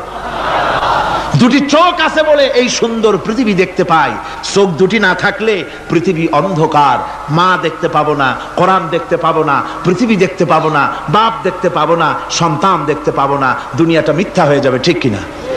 ছোট্ট চোখ, 1 থেকে 1.5 ইঞ্চির ভিতরে এত সুন্দর দুটি ক্যামেরা, যে ক্যামেরা দিয়া দুনিয়ার সব কিছুকে ক্যাচ করা যায়, সব ক্যাচ করা যায়। বলুন তো এমন একটা বাক্স আপনারা কেউ বানায় দিতে পারবে যে বাক্সের ভিতরে হাতি, ঘোড়া, বাঘ, ভল্লুক, ময়না, টিয়া, পাহাড়, পর্বত, নদ, নদী, কীট, পতঙ্গ, তরু, লতা, গাছপালা, গোষ্ঠী শুদ্ধা ধরবে, আরো খানিকটা জায়গা বাকি থাকবে, এরকম একটা বাক্স কেউ বানায় দিতে পারবে? পারবে না। এমন একটা বাক্স পৃথিবীর কোন মিস্ত্রি বানাতে পারবে না। কিন্তু আল্লাহ রাব্বুল আলামিন আপনার আমার কপালের নিচে 1 থেকে 1.5 ইঞ্চির ভিতরে এমন 2টা ফিল্ম বক্স তৈরি করে দিয়েছেন, যা দিয়ে তাকাবেন আপনি কোটি কোটি মানুষ দেখবেন, পাহাড় দেখবেন, সমুদ্র দেখবেন, সূর্য দেখবেন, চন্দ্র দেখবেন। এত কিছু দেখার পরেও চোখের ভিতরে আরো খানিকটা জায়গা ফাঁকা থেকে যায়। কি বিরাট নিয়ামত এই চোখ আল্লাহ পাক আমাদেরকে দান করেছেন। এই চোখকে হেফাজতের জন্য আবার চোখের উপরে সানসেট তুলে দেওয়া আছে, সানসেট ভুরু, আল্লাহ ভুরু লাগায় দিয়েছেন, নিচে একটু হাড় জায়গায় দিয়েছেন, উপরে সানসেট, ভেতরে চোখ, যাতে করে বল এসে লাগলে পরে চোখটা গলে না যায়, আছাড় খেলে পরে চোখটা গলে না যায়, চোখটাকে সেফ সাইডে রেখে দিয়েছেন আল্লাহ পাক সুবহানাহু ওয়া তাআলা। আল্লাহ পাকের কাছে শুকরিয়া তো আদায় করলাম না, আদায় করি। আসুন পড়ি আমরা সবাই আলহামদুলিল্লাহি রাব্বিল আলামিন। আল্লাহ পাক বলেন আলাম নাজআল লাহু আইনাইনি ওয়া লিসানান ওয়া শাফাতাইন। জিহ্বা দিলাম আমি তোমাকে, এই জিহ্বার ভিতরে 3000 আস্বাদন স্তর আছে। বিজ্ঞানীরা বলেছেন একটা জিহ্বার মধ্যে 3000 আস্বাদন স্তর আছে। প্রত্যেকটা স্তরের সাথে মস্তিষ্কের সাথে তার লাগানো আছে। জিহ্বায় সব জিনিসের টেস্ট নেবেন আর তার অনুভূতি, তার স্বাদটা ওখানে টের পাবে মস্তিষ্কের ভেতরে। এই জিহ্বা আল্লাহ পাক দান করে দিলেন মুখের মধ্যে, সুবহানাল্লাহ বিহামদিহি। সব রকমের স্বাদ পান না একরকম?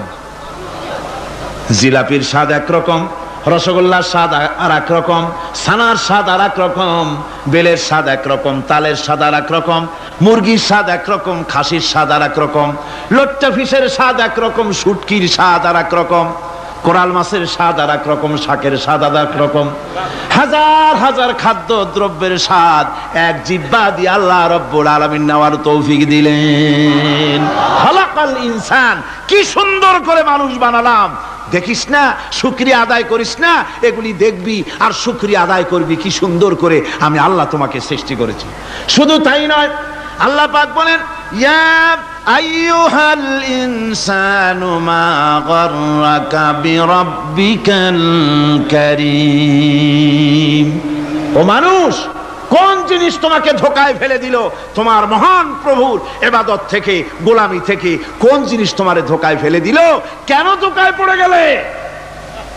আল্লাহ রাব্বুল আলামিন তাই বলেন ইয়া আইয়ুহাল ইনসানু মা গাররাকা বিরাব্বিকাল কারীম। কোন জিনিস তোমাকে ধোঁকায় ফেলে দিল ওই মহান আল্লাহ রাব্বুল আলামিনের ইবাদত থেকে, গোলামি করা থেকে? কি সুন্দর করে বানালাম। আমার ভাইরা, আমার নিজের জীবনের এক দৃষ্টান্ত আমি প্রায় বলি লোকদেরকে। ছোটবেলায় মাদ্রাসা থেকে বাড়ি ফিরতেছি, তখন গয়নার নৌকা, লঞ্চ নাই, নৌকা।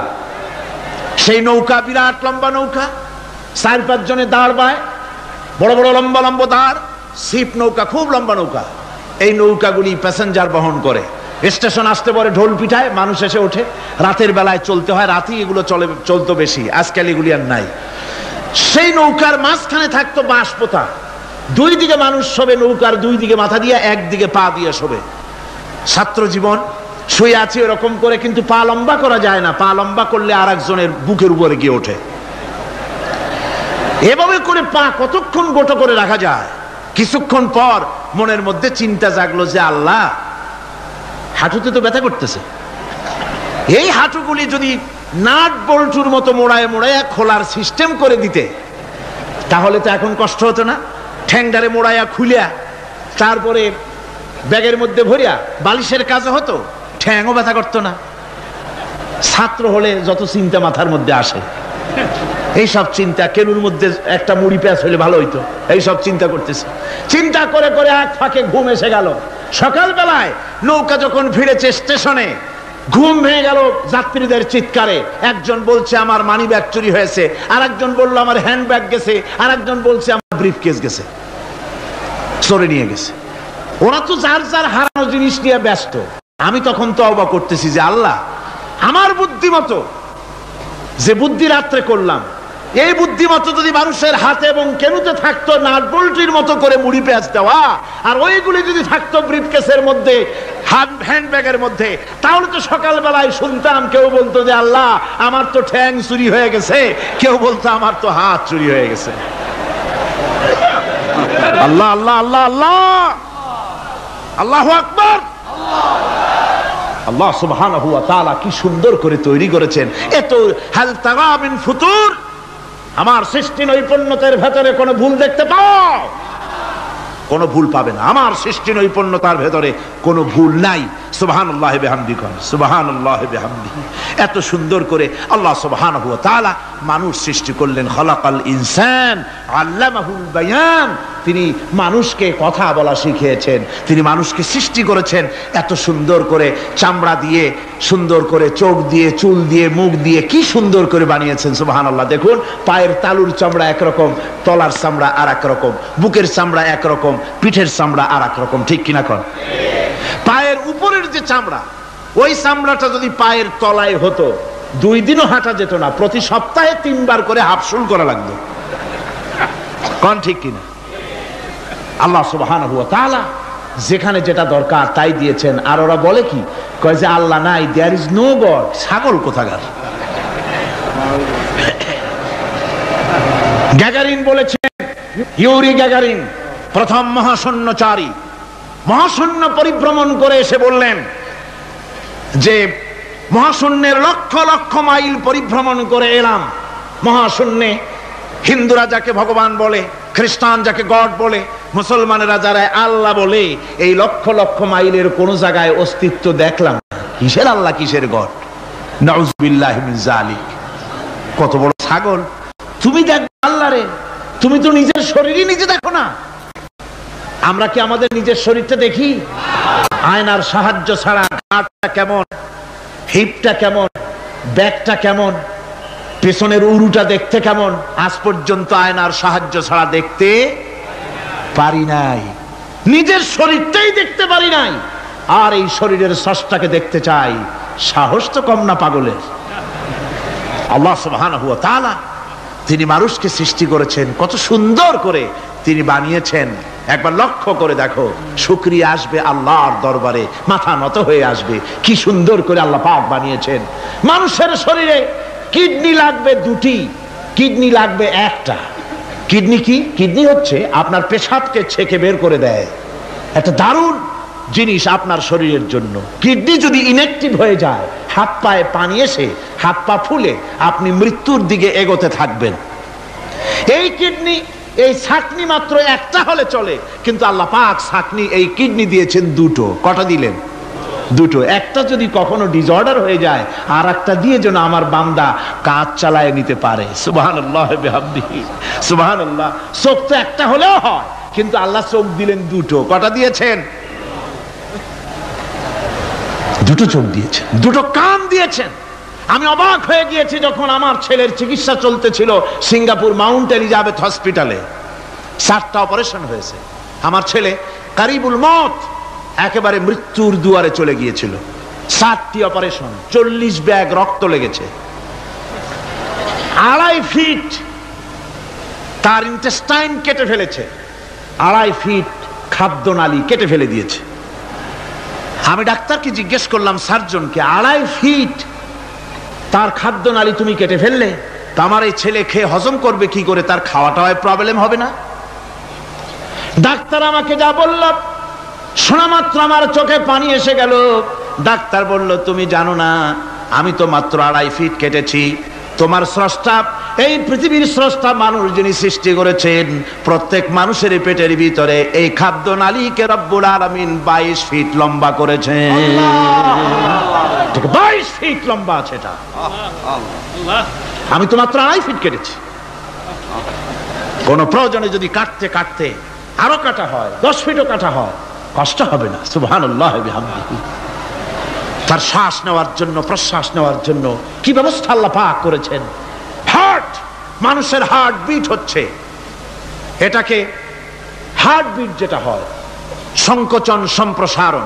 এই যে মানুষ, ডাক্তাররা বলে রোগী হার্ট অ্যাটাক করেছে, হার্ট অ্যাটাক করেছে।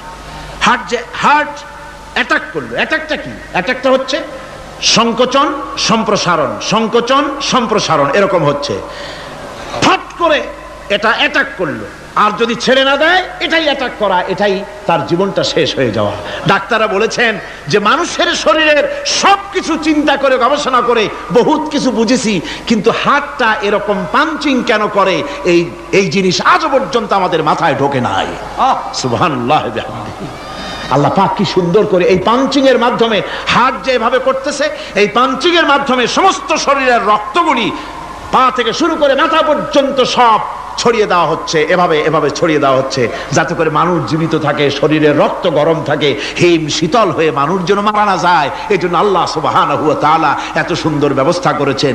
এক সময় আঘাত পেয়ে অনেকগুলি রক্ত যদি পড়ে যায়, মানুষ রক্ত শূন্যতায় মরবে না, আবার খানিকটা রক্ত রিজার্ভও থাকে। আল্লাহ পাক রিজার্ভ করে রাখেন। স্পঞ্জের ভিতরে পানি থাকলে উপর থেকে টের পাওয়া যায়, ওরকম খানিকটা রক্ত আল্লাহ শরীরের ভিতরে রিজার্ভ রেখেছেন। এই জন্য বড় বড় ডাক্তাররা, বড় বড় ডাক্তার, বড় বড় বিজ্ঞানী কখনোই নাস্তিক হয় না। এই সব দৃশ্য দেখে তারা মনে করে নিশ্চয়ই একজন কেউ আছেন যিনি এগুলি তৈরি করেছেন, এগুলি এমনে এমনে হয় নাই। যিনি তৈরি করেছেন তিনি কে? তিনি হচ্ছেন আল্লাহ সুবহানাহু ওয়া তাআলা। তিনি এগুলি সৃষ্টি করেছেন, তিনি এগুলি তৈরি করেছেন। ওই আল্লাহ পাকের কাছেই আমাদের সকলকেই ফিরে যেতে হবে।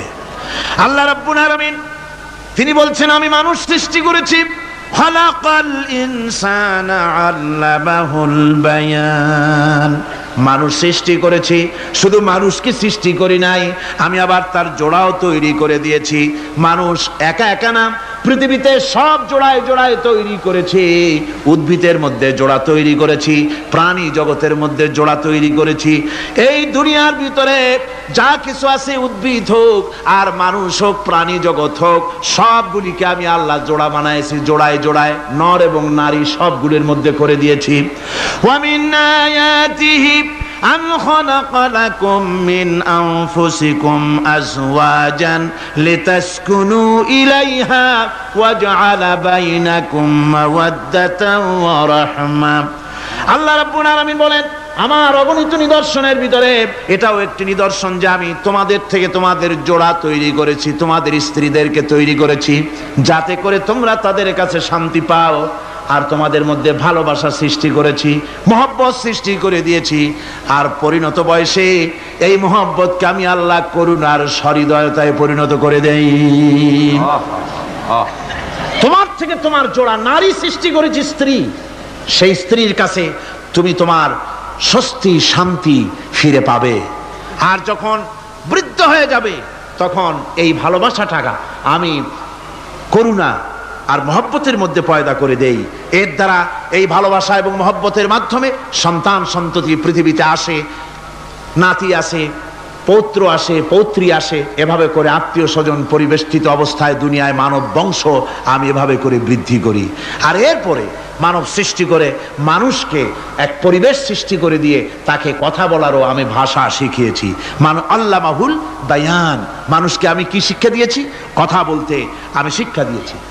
কথা বলার কারণেই মানুষ মানুষ, আর কথা বলতে পারে না বলে মানুষের সাথে পশুর সাথে এই বিরাট পার্থক্য।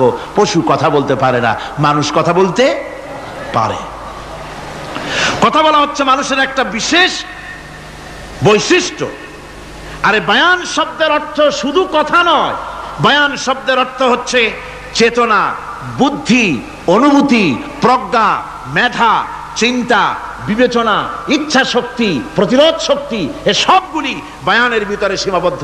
যে আমি বায়ান শিক্ষা দিয়েছি, তার মানে এতগুলি জিনিস আমি তোমার মধ্যে আমি সৃষ্টি করে দিয়েছি মানুষের মধ্যে। এরপরে এ বায়ান একটি শিক্ষা। শিক্ষা বলতে বুঝায়, এই শিক্ষাটা আল্লাহ সবাইকে দিয়েছেন। মাছ সাঁতার কাটতে পারবে, পাখি আকাশে উঠতে পারবে, পাখিকে আল্লাহ ওড়ার ক্ষমতা দিয়েছেন। মুরগির বাচ্চা ডিমের থেকে বের করে পানির মধ্যে ছেড়ে দিবেন, ও সাঁতার কাটতে পারবে না। আপনি আমারে কোন মুরগির ডিমের ভিতরে মুরগির বাচ্চা, হাঁসের ডিমের ভিতরে হাঁসের বাচ্চা, সে কি করে বোঝে ডিমের কোন অংশ পাতলা, সেই অংশটা সে অপারেশন শুরু করে দেয়। সে কিন্তু সব জায়গায় ঠোকায় না। ওই ডিমের পর্দার ভিতরে একটা অংশ আছে পাতলা, সামান্য পাতলা, সেই পাতলা অংশ সে ঠুকঠুক করে একটুখানি অপারেশন করে, পর্দাটা ফেটে যায়, সেখান থেকে সে বেরিয়ে আসে। কে শিখালো যে এই জায়গায় ঠুকঠুক করে আওয়াজ কর, বেরোতে পারবি? কে শিখালো? আল্লাহ পাক শিক্ষা দিয়েছেন। এটা বায়ানের অন্তর্গত। মানুষকে দিয়েছেন বায়ান, ওকে দিয়েছেন শিক্ষা। হাঁসের বাচ্চা পানির ভিতরে ছেড়ে দিলে ওকে সাঁতার কাটতে হবে, কে শিখালো? আল্লাহ পাক। বাতাসে পাখিরা উড়ে বেড়ায় ডানা মেলে। আওয়ালাম ইয়ারাও ইলা তায়রি সাফাতিন ওয়া ইয়াকবিদনা মা ইউমসিকুহুন্না ইল্লার রহমান। দেখে নাকি তারা পাখিটি কেমন মেলি দুটি লঘু ডানা উড়িয়া বেড়ায়, শূন্যের পরে নাহি তার কোনো মানা। আবার সে ডানা গুটাইয়া চলে কিন্তু পড়ে না তবু, বলকে বা তারে শূন্যে রাখিছে ভিন্ন সে এক প্রভু। প্লেনের মতো, এরোপ্লেনের মতো, দেখছেন না পাখিগুলি এরকম এরকম করে ওড়ে। আবার কখনো উঠতে গিয়ে আর ডানা দোলায় না, দুটো ডানা শরীরের সাথে মিশাইয়া একেবারে রকেটের মতো উড়ে চলে যায়, কিন্তু পড়ে যায় না। কে তাকে শূন্যের উপরে রেখেছে? জোরে কন, কে রেখেছে? এই ট্রেনিং আল্লাহ পাক তাকে দিয়েছেন। আল্লাহ পাক তাকে এই শিক্ষা দিয়েছেন। এই শিক্ষা, পানিতে সাঁতার কাটবে মাছ, বায়ুতে ভেসে বেড়াবে পাখি, তারপরে মানুষের চোখের পলক পড়বে, পাকস্থলী হজম করবে, এসব শিক্ষা আল্লাহই দিয়েছেন। প্রত্যেকটা জিনিসকে সৃষ্টি করেছেন, আর তার কাজটাও কিভাবে হবে তাও আল্লাহ পাক শিখিয়ে দিয়েছেন। এই জন্য শুধুমাত্র এই শিক্ষাটুকুনি নয়, মূল শিক্ষা হচ্ছে আল্লামাহুল বায়ান। এর আসল অর্থ হলো মানুষের জ্ঞানের পূর্ণতার জন্য আল্লাহ পাক বায়ান দিয়েছেন। সে বায়ান হচ্ছে কোরআনে কারীম। সে বায়ান কি? কোরআন। এই কোরআন হচ্ছে মানুষের জ্ঞানের পূর্ণতা। কোরআন দিয়েই মানুষের জ্ঞান পরিপূর্ণ হয়। ওমা উতীতুম মিনাল ইলমি ইল্লা কালিলা, তোমাদেরকে খুব সামান্যতম জ্ঞান দেওয়া হয়েছে। আসল জ্ঞানের মালিক কে? আল্লাহ সুবহানাহু ওয়া তাআলা। আল্লাহ রাব্বুল আলামিন বলেন, الشمس والقمر بحسبان والنجم والشجر يسجدان। সূর্য এবং চন্দ্র একটা বিরাট একটা হিসাবের অনুসরণে বাধ্য। সূর্য আর চন্দ্র একটা হিসাবের অনুসরণে বাধ্য, এর ব্যতিক্রম হওয়ার কোনো উপায় নাই। সূর্য এবং চন্দ্র তার আপন আপন কক্ষপথে ঘুরবে, ইচ্ছে মাফিক সূর্য চন্দ্র ঘুরতে পারবে না। 12টার সময় সূর্য এসে বলতে পারবে না, বেটা রাত ছড়, আমি এখন উদিত হব। পারবে? পারবে না। দিনের দুপুরের সময় রাত এসে মাথা চাড়া দিয়ে জাগাতে পারবে না, দিন সরে যা, আমি এখন সবটাকে রাত বানায় দেব, পারবে না। চন্দ্র এবং সূর্য একটা নির্ধারিত একটা হিসাবের অনুসরণে তারা রয়েছে। আর এই হিসাবের নিয়ম, কঠোর হিসাবের নিয়মতান্ত্রিকতার ভেতরে থাকার কারণেই মানুষের জন্য চন্দ্র মাস বছর ইত্যাদি গণনা মানুষের জন্য আল্লাহ সহজ করে দিয়েছেন। আল্লাহ পাকের নবীর কাছে জিজ্ঞাসা করা হচ্ছে, ওয়ায়াসআলুনাকা আনিল আহিল্লাম, ও নবী আপনাকে প্রশ্ন করা হয় চাঁদ সম্পর্কে। কাফেররা প্রশ্ন করেছে চাঁদের ক্রমবর্ধমান ক্রমহ্রাস কেন, চাঁদ বাড়ে কেন, কমে কেন, আপনারে জিজ্ঞাসা করা হয়। আপনি জবাবে বলুন, কুল হিয়া মাওয়াকিতু লিন্নাস, বলুন এ চাঁদ হচ্ছে মাস দিন বছর গণনা করার জন্য, গোটা পৃথিবীবাসীর জন্য আমি একটা স্থায়ী ক্যালেন্ডার আকাশে ঝুলায় রাখছি। জোরে কোন সুবহানাল্লাহ। বিনা পয়সার ক্যালেন্ডার কে ঝুলায় রাখছেন? আল্লাহ সুবহানাহু ওয়া তাআলা তিনি ঝুলিয়ে রেখেছেন এই ক্যালেন্ডারকে। আর এই চন্দ্র সূর্য নিজের ইচ্ছা মাফিক চলতে পারে না। আল্লাহ পাক কোরআনে কারিমে বলেছেন, আফা গায়রা দীনিল্লাহি ইয়াবগুন ওয়া লাহু আসলামা মান ফিস সামাওয়াতি ওয়াল আরদি তাওআন ওয়া কারহা, তোমরা কি আমার দেওয়া জীবন ব্যবস্থা ছেড়ে দিয়ে মানুষের তৈরি করা অন্যের তৈরি করা মতবাদ গ্রহণ করতে চাও? ওয়ালাহু আসলামা মান ফিস সামাওয়াতি ওয়াল আরদ, অথচ আকাশে যা কিছু আছে জমিনে যা কিছু আছে সব আমার কি করছে? আমার হুকুম মেনে আমার আনুগত্য করে তারা চলছে, আনুগত্যের সামনে মস্তক অবনত করে দিয়েছে। তাই তো আমরা দেখতে পাই তাল গাছে কোনোদিন বেল হয় না, হয়? চট্টগ্রামে হয় বোধহয়। তাল গাছে বেল হয়, নারকেল গাছে আম হয়, নিম গাছে লিচু হয়? হয় না। আল্লাহর সুন্নতের ভিতরে কোনো পরিবর্তন পাওয়া যাবে না। দেখুন বঙ্গোপসাগরের পানি মিষ্টি না নোনা? সবাই বলুন মিষ্টি না নোনা? বঙ্গোপসাগরের নোনা পানি জোয়ারের টানে এই বঙ্গোপসাগরের নোনা পানিগুলি পদ্মা মেঘনা যমুনার ভিতরে প্রবেশ করে মিষ্টি পানির ভিতরে, আবার ভাটির টানে পদ্মা মেঘনা যমুনার পানিগুলি মিষ্টি পানিগুলি নোনা পানির মধ্যে গিয়া ঢোকে।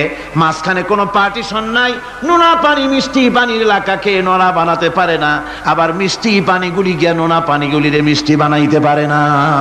কার হুকুম পালন করে? কার হুকুম? والنجم والشجر يسجدان والسماء رفعها ووضع الميزان, তারকা বৃক্ষরাজি সব সেজদায় রত। তারাই সেজদা দেয় কারে? কারে সেজদা দেয়? চাঁদ সেজদা করে কাকে? সূর্য করে কাকে? গাছপালা করে কারে? আল্লাহ পাককে সেজদা করে সবাই। সমস্ত সৃষ্টি জগতের কাজ হলো তিনটা। সৃষ্টি জগতের কাজ কয়টা? তিনটি কাজ।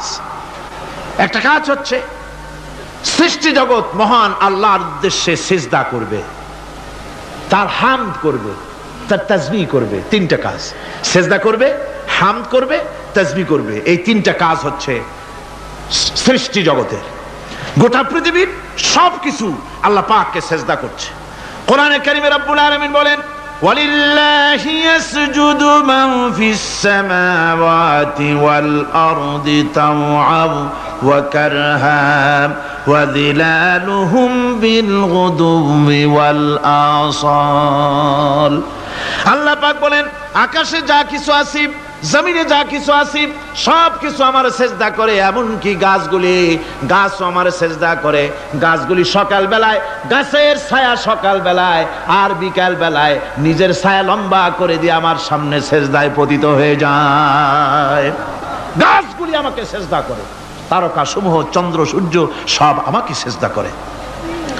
ওয়ালিল্লাহি ইয়াসজুদু মা ফিস সামাওয়াতি ওয়া মা ফিল আরদ মিন দাব্বাতিন ওয়াল মালাইকাতু ওয়া হুম লা ইস্তাকবিরুন। আকাশ এবং জমিনে যা কিছু আছে আমার সিজদা করে। আমার সিজদা থেকে কেউ অহংকার করে না, অহমিকতা করে না, আমার সিজদা থেকে কেউ ফিরে যায় না, সবাই আমাকে সিজদা করে। সুতরাং ও মানুষ, আমার দরবারে সেজদায় মাথা নত করে দাও। সবগুলি আমার সামনে সেজদা করতেছে। আলাম তারা আন্নাল্লাহা ইয়াসজুদু লাহু মান ফিস সামাওয়াতি ওয়া মান ফিল আরদ ওয়াশ-শামসু ওয়াল কামারু ওয়ান নুজুমু ওয়াল জিবালু ওয়াশ-শাজারু ওয়াদ-দাওয়াবু ওয়া কাসীরুম মিনান নাস। আল্লাহ পাক বলছেন আকাশ এবং জমিনে যা আছে সব আমাকে সেজদা করছে, চাঁদে, সূর্যতে, গাছপালায়, পাহাড় পর্বতে, সবকিছু, সমস্ত প্রাণী জগৎ পর্যন্ত, চতুষ্পদ জন্তুগুলি পর্যন্ত আমি আল্লাহকে সেজদা করে। সুবহানাল্লাহ। আমার বন্ধুগণ, এরপরে সর্বশেষ আমি শেষ করে এনেছি আর মাত্র দুটি আয়াত আপনাদের সামনে বলে আমরা যাব আকর্ষণীয় মুনাজাতের দিকে ইনশাআল্লাহ। সবাই বলেন ইনশাআল্লাহ। আল্লাহ রাব্বুল আলামিন এবার বলেন ওয়াল আরদা ওয়াদাহা লিল আনাম ফিহা ফাকিহাতু ওয়ান নাখলু যাতুল আকমাম। আল্লাহ পাক বলছেন পৃথিবীকে তিনি সমস্ত সৃষ্টির জন্য এই পৃথিবী বানিয়েছেন। আনাম, আনাম শব্দের অর্থ হচ্ছে জীব, জানদার। যত জানদার আছে সমস্ত জানদারদের জন্য আল্লাহ পাক এই পৃথিবীকে বানিয়েছেন। অর্থাৎ যাদের প্রাণ আছে, প্রাণী সময়ের জন্য আল্লাহ যা সৃষ্টি করেছেন সেটা হলো এই পৃথিবী। এই পৃথিবী ছাড়া অন্য কোথাও কোন প্রাণী বসবাসের উপযোগী করে আল্লাহ তৈরি করেন নাই। এই পৃথিবীটা কি আল্লাহ পাক প্রাণীদেরকে বসবাসের উপযোগী করে তৈরি করেছেন। তারপরে বলছেন পৃথিবী তো তৈরি করলাম, এরপরে আমি তাদের সমস্ত খাবার দাবারের ব্যবস্থাও করেছি। খেজুরগুলিকে আমি প্যাকেট করে তোমাদের সামনে দিয়েছি, আচ্ছাদন দিয়ে দিয়েছি। খেজুরের কথা এখানে বলা হয়েছে, শুধু খেজুর খেজুর নয়, খেজুর, আঙ্গুর, বেদানা, আপেল, যত খাবার আমাদের সামনে আল্লাহ দিয়েছেন সমস্ত খাবারগুলি প্যাকেট করা। জোরে বলেন কি করা? প্যাকেট করা। কি মহব্বত করে আল্লাহ দিয়েছেন। কলা বলেন, তাল বলেন, বেল বলেন, সব খাবারগুলিকে আল্লাহ পাক প্যাকেট করে মানুষের সামনে হাজির করেছেন। কারণ ওয়ালাকাদ কাররামনা বানি আদমা, যেহেতু আদম সন্তানকে আমি সম্মানিত করেছি, তাই আদম সন্তানের সামনে, ভদ্র সম্মানিত মেহমানের সামনে যত খাবার দিলাম সব খাবারগুলিকে আমি গুছিয়ে সুন্দর করে সাজিয়ে আমি কভার করে তোমার সামনে পেশ করেছি। ওয়াল হাব্বুজুল আসফি ওয়ার রাইহান, এরপরে দানা দিয়েছি, ভুসি দিয়েছি। দানা হচ্ছে মানুষের খাবার, ভুসি হচ্ছে পশুর খাবার। এই মানুষের খাবার, পশুর খাবার সবকিছু আমি পরিবেশন করেছি। এরপর আল্লাহ বলছেন ফাবিআইয়ি আলা'i রাব্বিকুমা তুকাযযিবান। পড়েন ফাবিআইয়ি আলা'i রাব্বিকুমা তুকাযযিবান। আল্লাহ পাক বলছেন কোন নিয়ামতকে, তোমার প্রভুর কোন নিয়ামতকে অস্বীকার করতে পারো? আল্লাহর কোন নিয়ামতকে অস্বীকার করতে পারবে না। এভাবে হাজারো নিয়ামত দিয়ে আমি তোমাদেরকে সমৃদ্ধ করেছি। সূরা আর রহমান একেবারে শেষ পর্যন্ত আল্লাহর এই সমস্ত নিয়ামত দিয়ে ভরা, নিয়ামতের কথা দিয়ে, রহমতের কথা দিয়ে ভরা। জোরে কোন সুবহানাল্লাহ বিহামদিহি। এই কোরআন, যে কোরআন আল্লাহ আমাদের শিক্ষা দিলেন, এই কোরআন অনুযায়ী দয়া করে যে কোরআন দিলেন, যাতে অর্থনীতি আছে, সমাজনীতি আছে, রাজনীতি আছে, যাতে মানুষের পারিবারিক জীবন আছে, সবকিছু যে কোরআনে আছে। এই কোরআন দিয়ে রাসূলুল্লাহ একটা সমাজ তৈরি করেছিলেন যেখানে চুরি ছিল না, ডাকাতি ছিল না, জেনা ব্যভিচার ছিল না। ওরকম একটি সমাজ বাংলাদেশে প্রতিষ্ঠিত হোক, এটা কি আপনারা চান? কারা কারা চান? দেখতে চাই।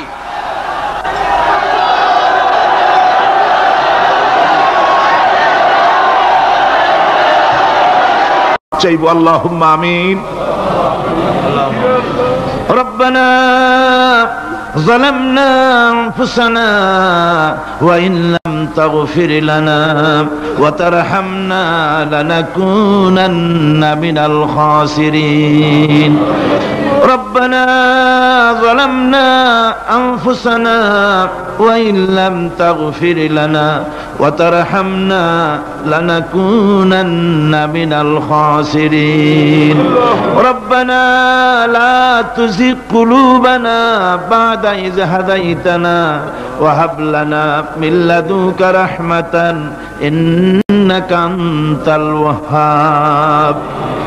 রব্বুল আলামিন লক্ষ লক্ষ মুসলমান নরনারী 5 দিন ব্যাপী কোরআনে কারীমের তাফসীরের মাহফিল শেষ করে আজকে আকাশের নিচে বসে কাঙ্গালের মতো, ভিক্ষুকের মতো গুনার বোঝা মাথায় নিয়া তোমার দরবারে ছোট ছোট 2খানা হাত তুলে ধরেছি।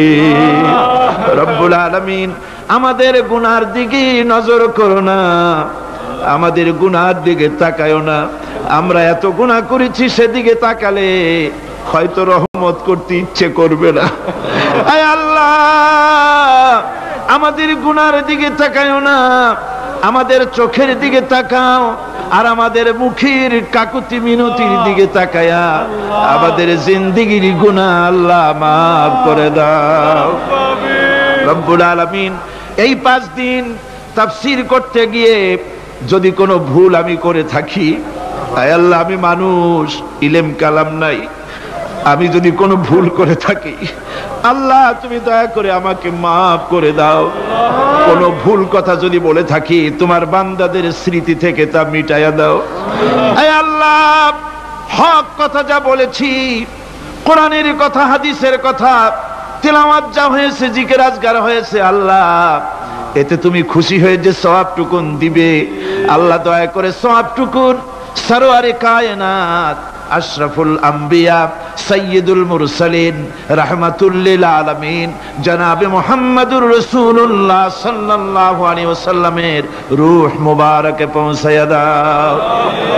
রব্বুল আলামিন, तमाम পৃথিবীর মাটির নিচে যত মুমিন মুমিনাত শুয়ে আছে আল্লাহ তাদের আরওয়ার পরে সওয়াব পৌঁছায়া দাও। রব্বুল আলামিন, আমরা বড় গুনাহগার। এই মুহূর্তে মনে পড়ে গেল আমাদের আব্বাজানের কথা,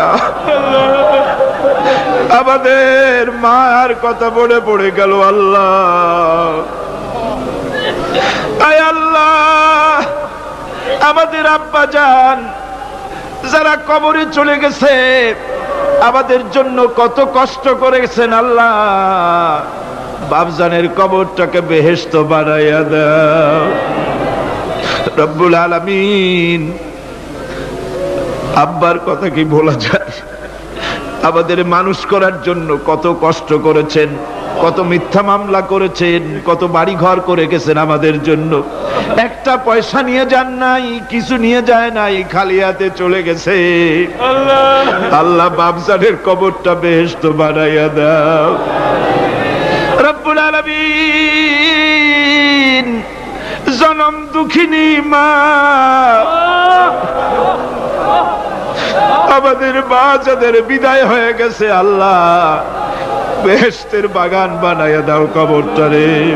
আল্লাহ, কবরগুলিকে জান্নাতুল ফেরদাউস বানায়া দাও। রব্বির হামহুমা কামা রব্বায়ানি সগীরা, রব্বির হামহুমা কামা রব্বায়ানি সগীরা। আল্লাহ, আমাদের দিকে একটু তাকাও। সূরা আর রহমানের তাফসীর করলাম। তুমি তো রহমান, তুমি রহিম, তুমি জব্বার, তুমি সত্তার, তুমি মুহাইমিন, তুমি মুমিন, তুমি মুতাকাব্বির, তুমি সত্তারুল উয়ুব। আল্লাহ, আমাদের দিকে তাকাও, আমাদের দিকে তাকাও। আয় আল্লাহ, এইভাবে করে মায়ের কাছে দাঁড়ায়া যদি মা মা বলে যদি কাঁদতাম, এমন নিষ্ঠুর মা নাই যে কোলে না নিয়ে পারে। আল্লাহ, মায়ের চাইতে লক্ষ গুণে মায়া তোমার বেশি, আমাদেরকে রহমতের কোলে টেনে নাও। আয় আল্লাহ, যত মানুষ মাহফিলে হাত উঁচু করছে, যত গুনাহ আছে আজকের মাঠ থেকে কেউ যেন গুনাহ নিয়ে বাড়ি না যায়। আল্লাহ, আমাদের শিরক গুনাহ মাফ করো, আমাদের বেদাতের গুনাহ মাফ করো, চুরি ডাকাতির গুনাহ মাফ করো, মানুষ হত্যা করার গুনাহ মাফ করো, জিনা করার গুনাহ মাফ করো, যত গুনাহ করেছি মাফ করে দাও আল্লাহ। রব্বুল আলামিন, এই মুহূর্তে দোয়া করি আমরা বসনিয়ার মুসলমানের জন্য। আল্লাহ, বসনিয়ার মুসলমানদের ওরা মেরে শেষ করে দিল। আল্লাহ, আল্লাহ তুমি দয়া করে তোমার রহমত, তোমার রহমান নামের ওসিলায় বসনিয়া বাঁচায়া দাও। সার্ব এবং ক্রোশীয়দেরকে তুমি খতম করে দাও। আলজেরিয়ার মুসলমান, ফিলিপিনের মুসলমান, প্যালেস্টাইনের মুসলমানদেরকে আল্লাহ হেফাজত করো। মিশরের ইসলামী আন্দোলনের লোকদেরকে আল্লাহ মারা হচ্ছে, তাদের তুমি হেফাজত করো। আল্লাহ, কাশ্মীরের মুসলমানদেরকে ভারতের কাফের বেঈমানেরা মারতেছে, কাশ্মীরের মুসলমান বাঁচাইয়া দাও। আয় আল্লাহ, আরাকানের মুসলমানদেরকে তুমি হেফাজত করো, বার্মার মুসলমানদের হেফাজত করো। রব্বুল আলামিন, বাংলাদেশ আমাদের প্রিয় জন্মভূমি, আল্লাহ তুমি দয়া করে এই দেশে কোরআনের শাসন চালু করে দাও আল্লাহ, বাংলাদেশে কোরআনের আইন চালু করে দাও আল্লাহ, কোরআন সুন্নাহর আইন তুমি চালু করে দাও আল্লাহ। রব্বুল আলামিন, আমাদের দোয়া তুমি কবুল করো আল্লাহ, দোয়া আল্লাহ, আমাদের কান্নার আওয়াজ তুমি শোনো আল্লাহ, কিচ্ছু নাই কান্দা ছাড়া আমাদের কাছে আল্লাহ। এই মাহফিলে যত যুবক এসেছে, আমাদের দেশের যুবকদের চরিত্র শেষ হয়ে যাচ্ছে আল্লাহ, সব যুবকদের জন্য দোয়া করি আল্লাহ, যুবক ছেলেদেরকে ইসলামী আন্দোলনের জন্য খালিদ বিন ওয়ালিদ বানায় দাও। এই মাহফিলে যত যুবক এসেছে আল্লাহ, সব যুবকদেরকে ইসলামী আন্দোলনের কর্মী বানায় দাও। আয় আল্লাহ, বাংলাদেশের সেনাবাহিনী, বাংলাদেশের বিডিআর তোমার দরবারে মঞ্জুর করো, তাদের সিনায় হিম্মত দাও। বাংলাদেশের পুলিশ বাহিনী ইমাম দিয়া কলজেটারে ভরে দাও। বাংলাদেশের সেনাবাহিনী, air force, land force, BDR, police, এদের কলিজায় এত বড় ইমাম দাও যে ইমানের জোরে বাংলাদেশের প্রতি ইঞ্চি জমিন রক্ত দিয়ে হেফাজত করতে পারে। ঘুষ থেকে তাদের বাঁচার তৌফিক দাও আল্লাহ। তোমার কোরআন শরীফের মাহফিল 5টা দিন পর্যন্ত স্বেচ্ছাসেবকরা যা কষ্ট করেছে আল্লাহ, তুমি দেখেছো, ওরা ট্রাফিক পুলিশের দায়িত্ব পালন করেছে, ওরা খায় নাই, রাত দিন কষ্ট করেছে, রৌদ্রে পুড়ে পুড়ে সুন্দর চেহারা অনেকের কালো হয়ে গেছে আল্লাহ। স্বেচ্ছাসেবক গুলোকে জান্নাতুল ফেরদাউসে কিয়ামতে জায়গা দিও, জাহান্নামের আগুন হারাম করে দিও আল্লাহ। ইয়া আল্লাহ, ইয়া আল্লাহ। আমার ভাইরা, হুজুর সাল্লাল্লাহু আলাইহি ওয়াসাল্লাম আরাফাতের ময়দানে দুহাত উঁচু করে দিয়ে আল্লাহর কাছে চাইছিলেন, যাতে তার বগল দেখা গিয়েছিল, হাদিস শরীফে এসেছে, আল্লাহর কাছে দুটো হাত উঁচু করে দিয়ে চান, ইয়া আল্লাহ, আল্লাহ। কান্দেন কান্দেন, আজকে কাঁদবেন না, কবে কাঁদবেন? আজই তো কান্নার দিন। কাঁদেন আল্লাহর কাছে, আল্লাহ ভিক্ষা চাই তোমার কাছে আল্লাহ। আল্লাহ, অনেকের রোগ ব্যাধি আছে, মাফ করে দাও আল্লাহ। আজকের এক মহিলা আমার সঙ্গে টেলিফোনে কাঁদলেন, 20 বছর পর্যন্ত রোগে ভুগতেন, রাহেলা আক্তার লাকি তার নাম, 20 বছর পর্যন্ত ভুগতেছে রোগে, কাঁদতেছে, বলছে বিশ্বাস করি কোরআনের মাহফিলে দোয়া কবুল হবে, অপারেশন যেন লাগে না, দোয়া করেন এই মহিলাকে যেন আল্লাহ অপারেশন না লাগায় ভালো করে দেন। হাজী আনোয়ার হোসেন সাহেব, আনোয়ার চৌধুরী সাহেব, বহু বছর মাহফিলে থাকতেন, আজ আসতে পারছেন না, অসুস্থ, দোয়া করেন আল্লাহ তাকে সুস্থ করে দিন। যত লোক টাকা দেয় আল্লাহ মাহফিলে সকলকে কবুল করো আল্লাহ। এই মাহফিলের জন্য জায়গা দিয়েছেন চট্টগ্রাম কলেজের প্রিন্সিপাল, আজ তিনি দুনিয়ায় নাই, আল্লাহ ভিতরে বেহেশতে জায়গা দাও। ইসলামী বিশ্ববিদ্যালয়ের জন্য যিনি জায়গা দিলেন তাকে তুমি বেহেশতে জায়গা দিও আল্লাহ। রব্বুল আলামিন, মাওলানা আবু তাহের সাহেব, আফসার উদ্দিন সাহেব, বদিউল আলম সাহেব এবং আমার অত্যন্ত স্নেহাস্পদ অধ্যাপক মুফিজুর রহমান সাহেব, আল্লাহ সবগুলিকে তুমি কবুল করো আল্লাহ। আয় আল্লাহ, তুমি সবাইকে কবুল করো। সকলের নাম তো আমার মনে নাই আল্লাহ, তুমি তো সবাইকে চেনো। ইসলামী আন্দোলনের সমাজ কল্যাণ পরিষদে যারা খেদমত করবে আল্লাহ, তুমি সবাইকে কবুল করে নাও আল্লাহ। আমি 1 মিনিট ছেড়ে দিলাম, যার যার মনের কথা মাথা নিচু করে চক্ষু বন্ধ করিয়া একেবারে গোলামের মতো, ভিক্ষুকের মতো হে আল্লাহর কাছে বলেন, যার যার মনের যা চাওয়ার আছে আল্লাহর কাছে চান, কেঁদে কেঁদে চান। আয় আল্লাহ, শাহিদ সাহেবের হায়াত বাড়িয়ে দাও, আয় আল্লাহ শাহিদ সাহেবের হায়াত দারাজ করে দাও, আয় আল্লাহ তাকে সুস্থ করে দাও, আয় আল্লাহ তার কণ্ঠস্বরকে আল্লাহ তুমি হেফাজত করে দাও, আয় আল্লাহ তাকে সমস্ত রোগ ব্যাধি থেকে শিফা দান করো, আয় আল্লাহ তার হায়াত দারাজ করে দাও, আয় আল্লাহ তার শরীরকে সুস্থ রাখো আল্লাহ। রব্বুল আলামিন, রব্বুল আলামিন, আয় আল্লাহ তাআলা, তোমার বান্দারা মনে মনে কি চাইলো আমি জানি না, তুমি আলিমুম বিযাতিস সুদূর, তোমার বান্দারা মনে মনে চাইছে সব তুমি জানো আল্লাহ। আল্লাহ যে যা চাইলো জায়েজ তরিকায় সবাইরে দিয়া দাও আল্লাহ। আমার মা বোনেরা, মেয়ে লোক মানুষ, পেটে বাচ্চা, কোলে বাচ্চা, কষ্ট করে মা বোনেরা বহুত দূর দারাজ থেকে এসেছে আল্লাহ। আমার মায়েরা বোনেরা যারা আসছে আল্লাহ, কিয়ামতে তাদেরকে খাদিজা এবং আয়েশার কাতারে দাঁড় করায় দিও আল্লাহ। আমার মা বোনদেরকে পর্দায় থাকার তৌফিক দিও আল্লাহ। মা বোনদেরকে তুমি হেফাজত করো। যত রিকশাওয়ালা এসেছে আল্লাহ, এত কষ্ট তারা করে, ওদের ভাগ্য তুমি উন্নতি করে দিও আল্লাহ। রিকশাওয়ালা, ঠেলাওয়ালা, কুলি, মজুর আল্লাহ, সকলের উপরে তোমার রহমত নাজিল করো।